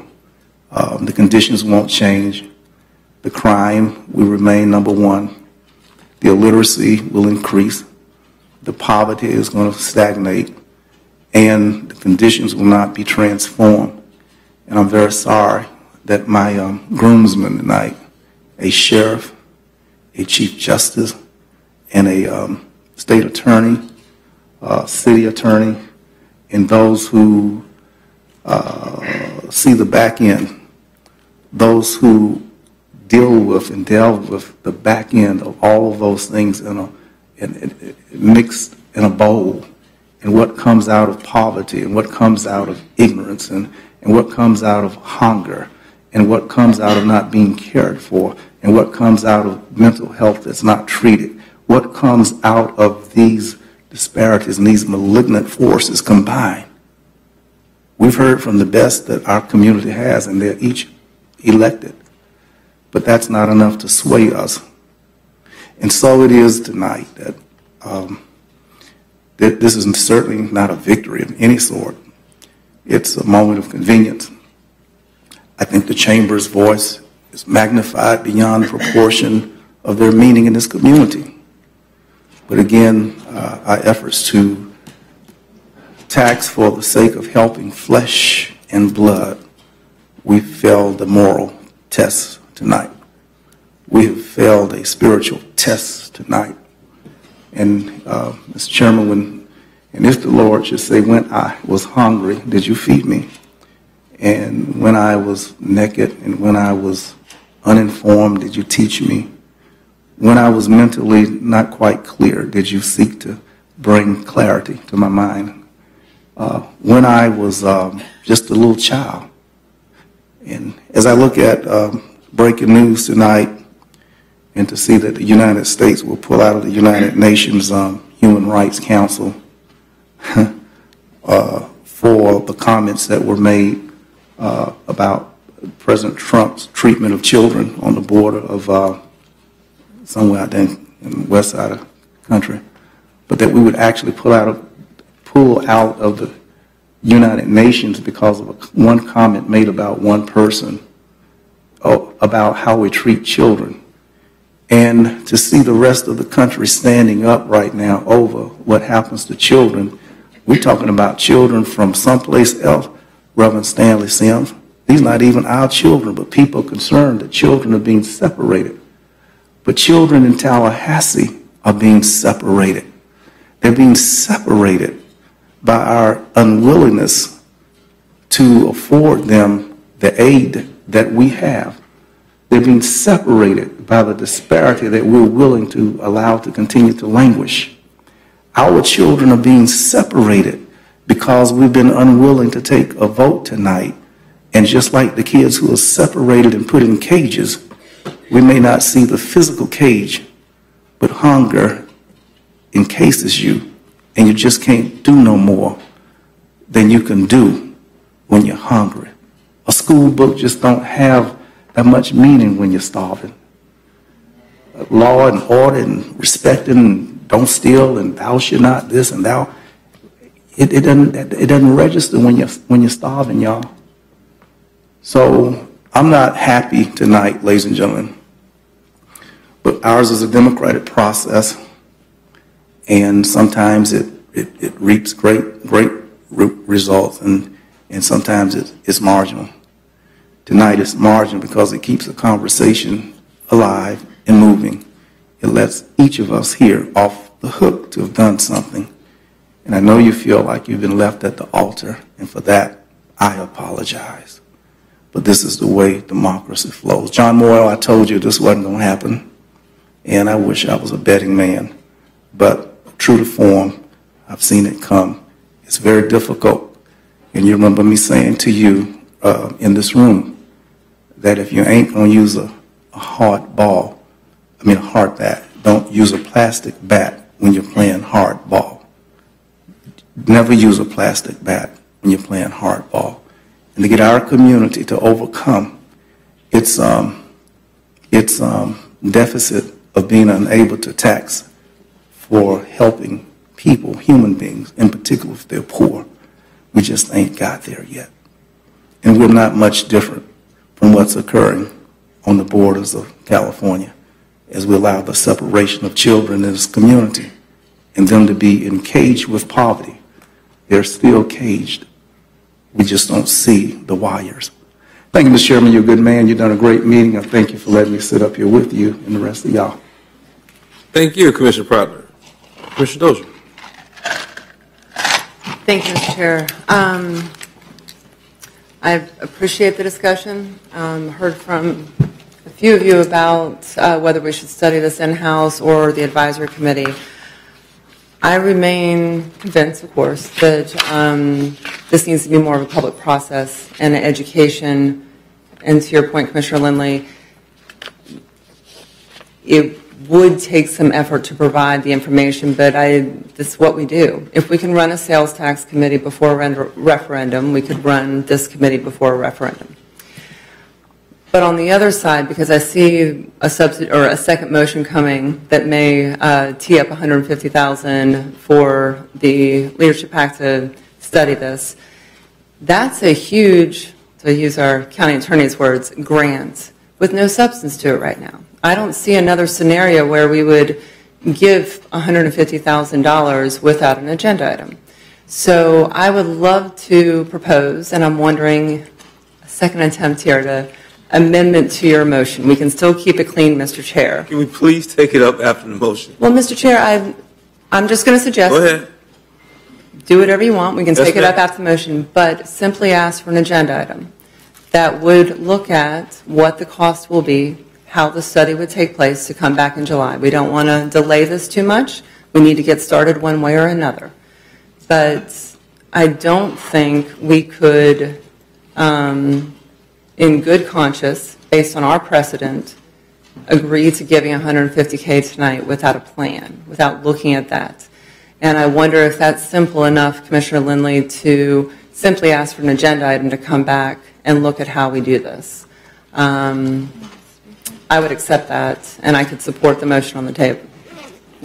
The reason I had suggested that is because in the original plan, we had talked about $150,000 loan to the council for its first year to help it with staffing and so forth. And that's really where the number came from and the concept of that. I hear a couple of things afloat. I would really like to have a separate vote on the 2020 ballot. And then I did hear Commissioner Daley is interested in having a report in a year, so we do know, well, where are we? How's it going? And I think that would be very worthwhile. Probably also give a goal and a focus to this. I would like to just keep the 2020 as a pure motion, and if you wish to make a separate motion for an agenda item on that, I'm okay with that. That would be just fine. Mr. Chair, can you come back to me after we take this vote, please? Actually, I was going to come back to Commissioner Lindley, but either or. Commissioner Daly? And can I just have to say one thing. I understand Commissioner Proctor's passion and interest, but I think you direly underestimate this community's commitment to this, to say that we are kicking it down the road. We are not. We are not kicking it down the road. I think there's huge commitment to this, and I do think we're going to get to the finish line at just about the same time, and this is just a more thorough way to get to it. That aside. Thank you. Anything else, Commissioner Dozier? I will come back as soon as we take the vote, Mr. Chair. Thank you. Commissioner Daly? So maybe I can help broker an idea here. I agree about taking a separate vote on the 2020 ballot. And then what I think we all agree with is that there has to be some formal process to facilitate for the next 2.5 years before it gets on the ballot. And I do like the idea of coming back in a year from now, kind of as a checkpoint. Where are we moving forward? What I would suggest is instead of, we started at 9 o'clock this morning. We're very tired and we're at the end of a long day. Instead of trying to solve this problem tonight, why don't we just, for budgetary purposes, you've identified $150,000. I don't even think it would take that much. But why don't we send it out to RFP? I'm sure that there's some institutes at Florida State and FAMU that would love to answer the call, that could serve as the administrative facilitator of this process. You might have other nonprofits in town that would be interested in applying for it. An RFP process allows us to evaluate the lowest bidder, but who could also provide a scope of services, what we are looking for, and we don't have to make that decision tonight. So we could actually take the vote for the commitment for 2020, and then have a separate motion to direct staff to bring an agenda item back for the RFP for services rendered in regards to the facilitation of the process for the next 2 years to get us onto the ballot. And that would obviously include, formation of study group, fleshing out the ideas, but also a public information campaign to carry forward as well. Thanks, sir. Motion on the floor is a draft ordinance made by Commissioner Lindley, seconded by Commissioner Daly's draft ordinance for the 2020 ballot to adopt the ordinance to place the Children's Services Council on the 2020 ballot. The motion made by Commissioner Lindley, seconded by Commissioner Daly. All those in favor of the motion on the floor indicate by saying aye. Aye. Any opposed? Motion carries 7-0. Commissioner Dozier. Thank you, Commissioner Daly. I think that's a third alternative, or a third option here. And I would welcome that option, or county-driven more than I think. And I will say giving the money to the PAC, again, for two reasons. One, because they're the advocacy group, but also they don't have staff. This is a volunteer group. So I think you've may have hit a middle ground there. So I'd like to make a motion for an agenda item to come back on July 10th that looks at the option for doing an RFP to hire a facilitator for this group. But Commissioner Lindley, if you would like the agenda item to also entertain the PAC, then I would suggest, why don't we have the agenda item look at all three options? So we know, that's my motion, to look at our options for studying this in the next year, and we can have a discussion. As we've all said, this is too important. We need to have time to vet this, and this is a new stage in this. We've done a phenomenal job, everyone has, in recent months, and we need time to look at this. I would second that motion. Thank you. But expressing a great interest in that third alternative, I think is a really strong idea. I mean, my goal is to give support. I know this is a volunteer group, and you have to have some structure to carry on. So, as I understand it, Mr. County Attorney, I think they can only use that money for staffing. Correct? That money can't be used for advocacy efforts anyway. It can only be used for staffing education. No, yes, we're restricted on that. Right. Mr. Chair, I'm sorry, Mr. County Attorney, to give that money to an advocacy group, that's where my question is. That's why I think we need to flesh this out a little bit, and that's a question we could answer in the agenda item? Yes, because, we'd have to put significant strings on what the funding could be used for. As the Chief Judge probably knows, the Hudspeth case and our own PATRM case say you may not advocate with public funds. Right.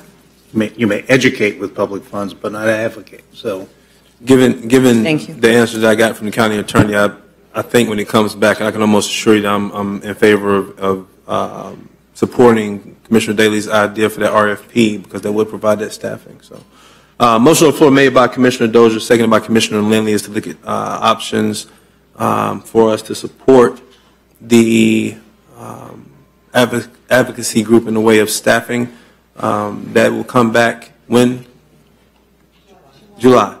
All those in favor of the motion will indicate by saying aye. Any opposed? Motion carries 7-0. That completes our general business and our public hearing agenda. Are any speakers to be heard on non-agenda items? There are not. You got one speaker. Mrs. Sims, come on up.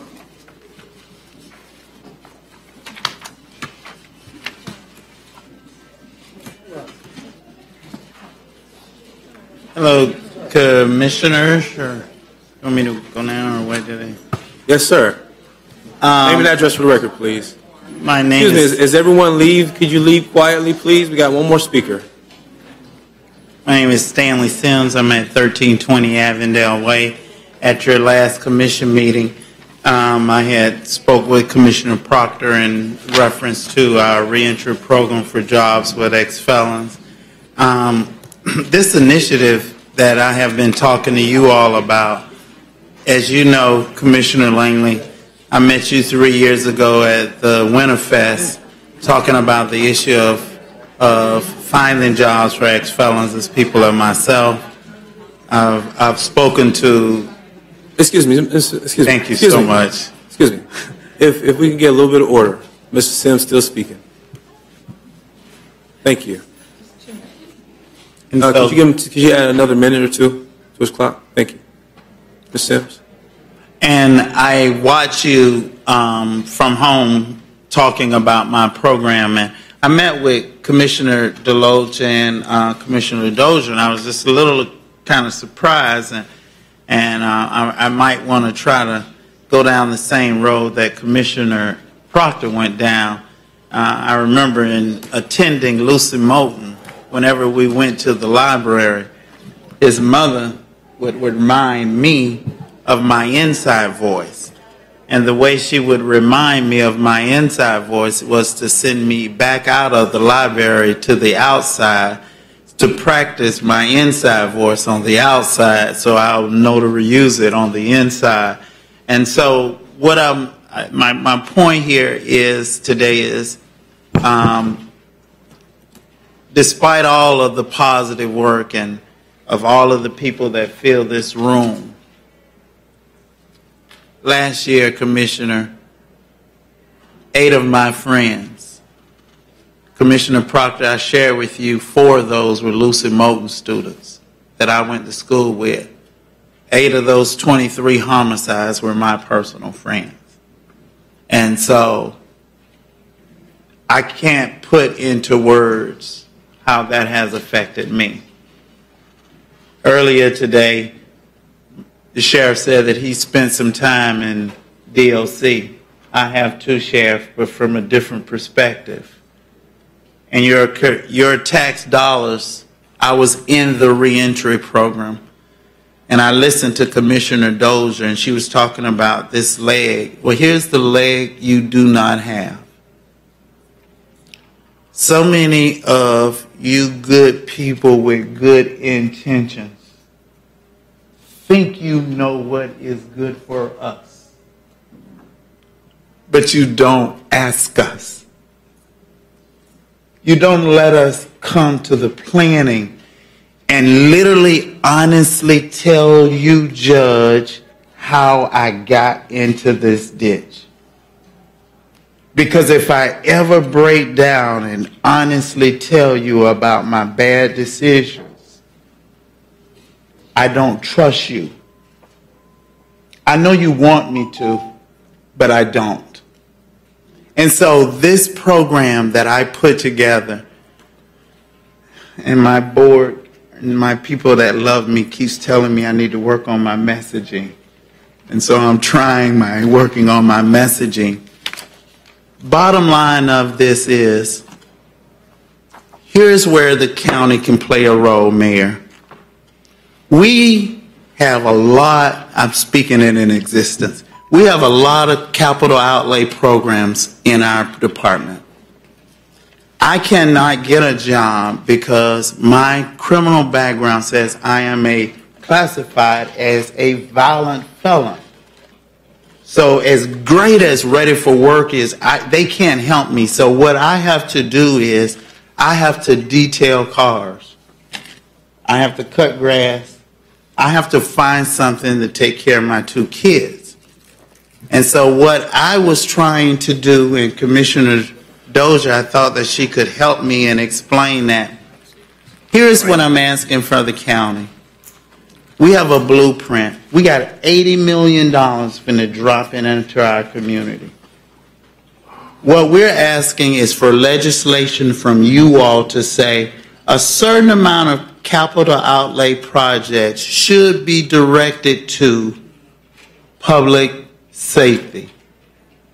Instead of me going to Trojan on the corner of Brevard and Macomb down there, and they calling, I come to you professional services because I've got a $400,000 contract with you. I need a guy to hold a sign.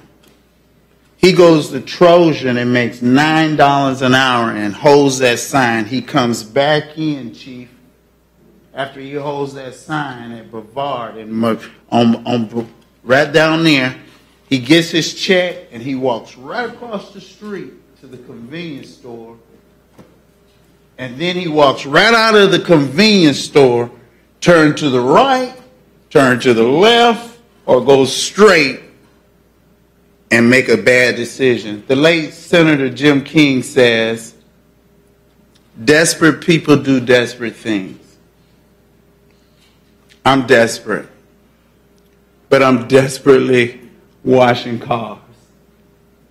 Mr. Sims? And I'm 30 seconds. Yes, sir.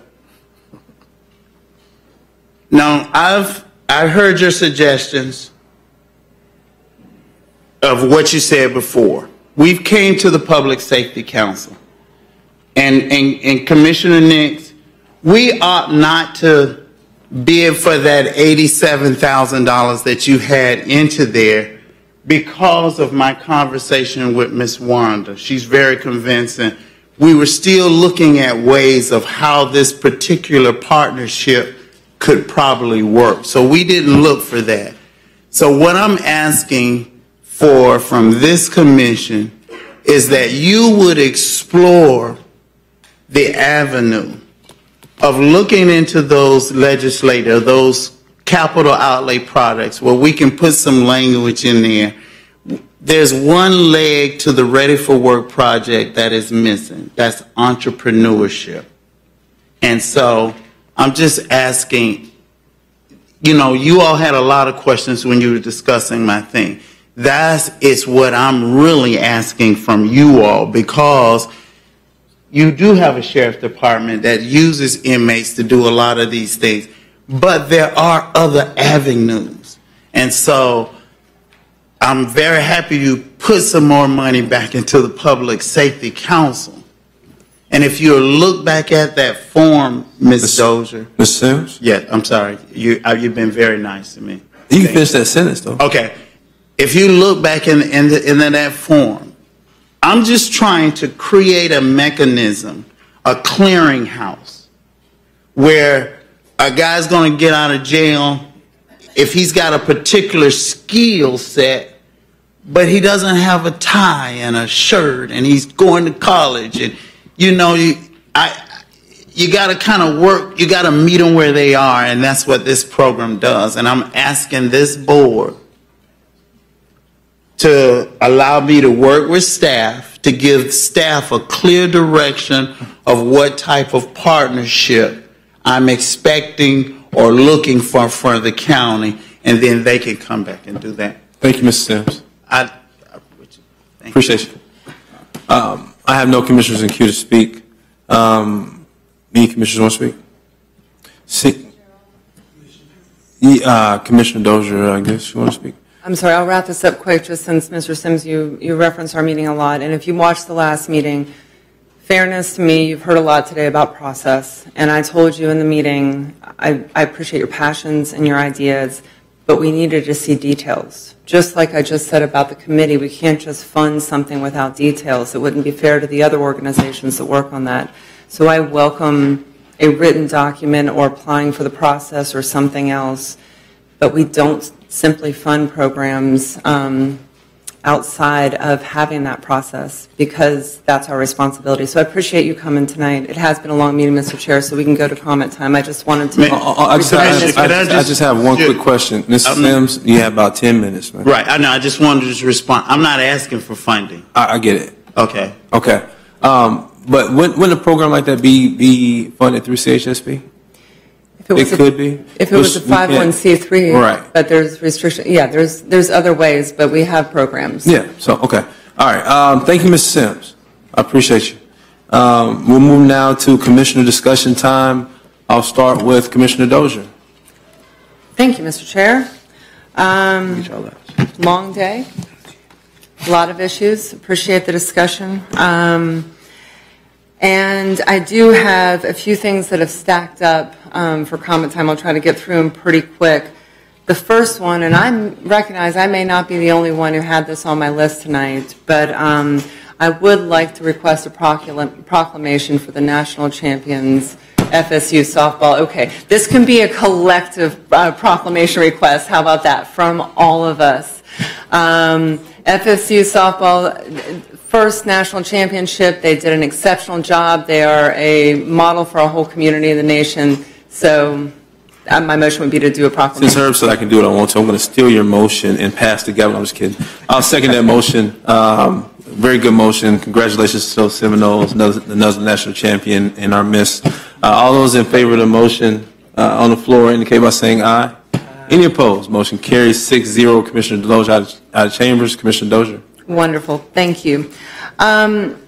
Two other quick issues, and this comes from, one of them comes from a lot of constituent questions we get about help with neighborhood associations and HOA.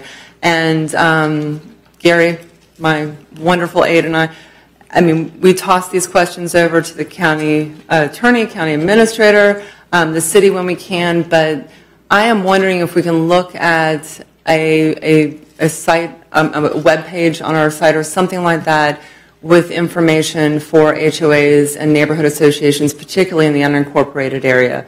The city has resources for neighborhood associations.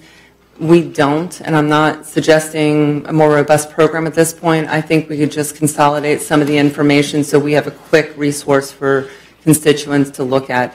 Ms. County Administrator, would that be acceptable? Do you think that's a good approach for now? Very doable. There was a time when we had Kona doing that, and it just may be that it's been a while. It may be that they weren't anymore. I could bring something back to the board. It'd be a very simple item to bring back to you all. Thank you, Ms. County. We are hearing from constituents that Kona is no longer the resource.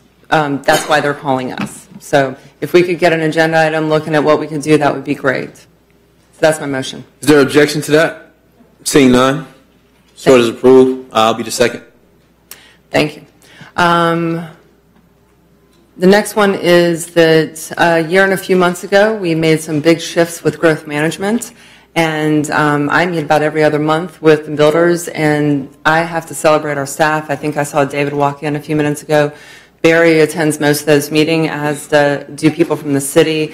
And we are really drilling down into the nuance of the issue. I'm sitting there hearing, this quick response from our staff to fix different issues or respond to the industry, which is great. I would really like to see an agenda item come back with an update. Mr. County Administrator, I love your plan to assess growth management and do a lot of improvements. I see that on the builder's end, but I think we need the higher level report. So my motion would be to have an update on the changes that were initiated early in 17. Mr. Chair? Yes, ma'am. You good over there? My phone's making noises. Uh-huh. Yeah. You good with that motion? Yes, ma'am. Thank you. Any objection? Seeing none, I'll be the second. Okay.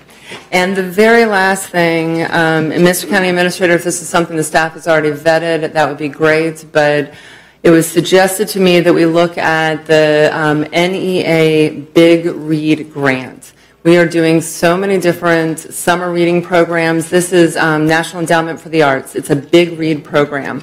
Have you looked at it, Mr. County Administrator? We almost always participate in the big read, so we'll have to check. I'm sure we are. We do it. I think we do it each year. Have we applied for the grant? I'm not sure. It's usually grant funded, so we'll check into that. Okay. This looked like a great grant, and we do so much in this area with reading and the lecture series and everything that I would love for us to look at that grant. A lot of communities around the country are funded for a year-long program. Thank you. Anything else? That is it. Thank you very much. Thank you. Commissioner Lilly. All right. Commissioner Prater. Thank you. Commissioners, tonight I ask your support of an idea to name I think it's a state road, Orange Avenue, Barack Obama Boulevard. So that's an ask. I make that as a motion that we would secure the motion that we would secure state approval if that's a state road. Whoever, isn't that Orange Avenue? Is that state road? Yes, it is. But I make a motion that our board would seek approval to rename Orange Avenue in its entirety to Barack Obama Boulevard. Thank you, Mr. Chairman. That's all I have. Motion on the floor by Commissioner Prater. Is there a second? Commissioner Prater, you have the floor. Thank you, Mr. Chairman. You did a beautiful job today. I applaud your leadership. You handled a very complex meeting. Your strength at maintaining and handling the gavel, your abilities have become immense, and I thank you for your leadership today. Thank you, sir. Mr. Vice Chair.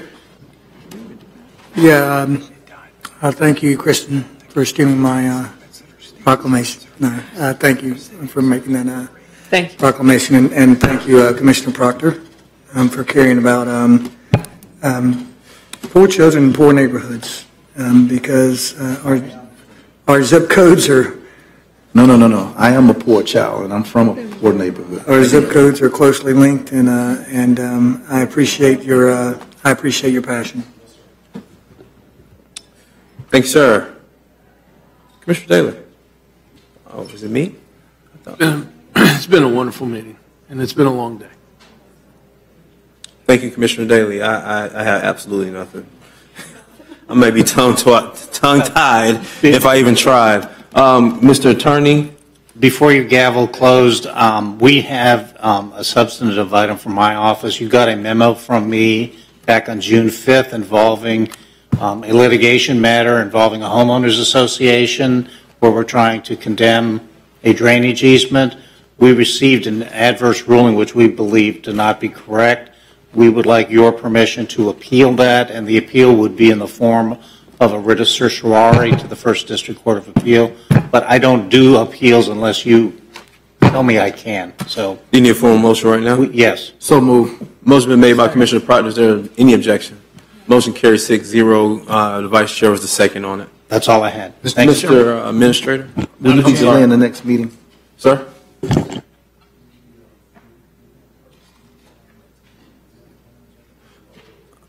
Mr. Administrator? For July? Yes. There were several items that were identified as by the board that you all wanted to come back in July. Okay. From tonight. Yes, right. Yes. Right. We don't have no meeting until July, correct? Right. Yes, our next meeting is July. Mr. Administrator?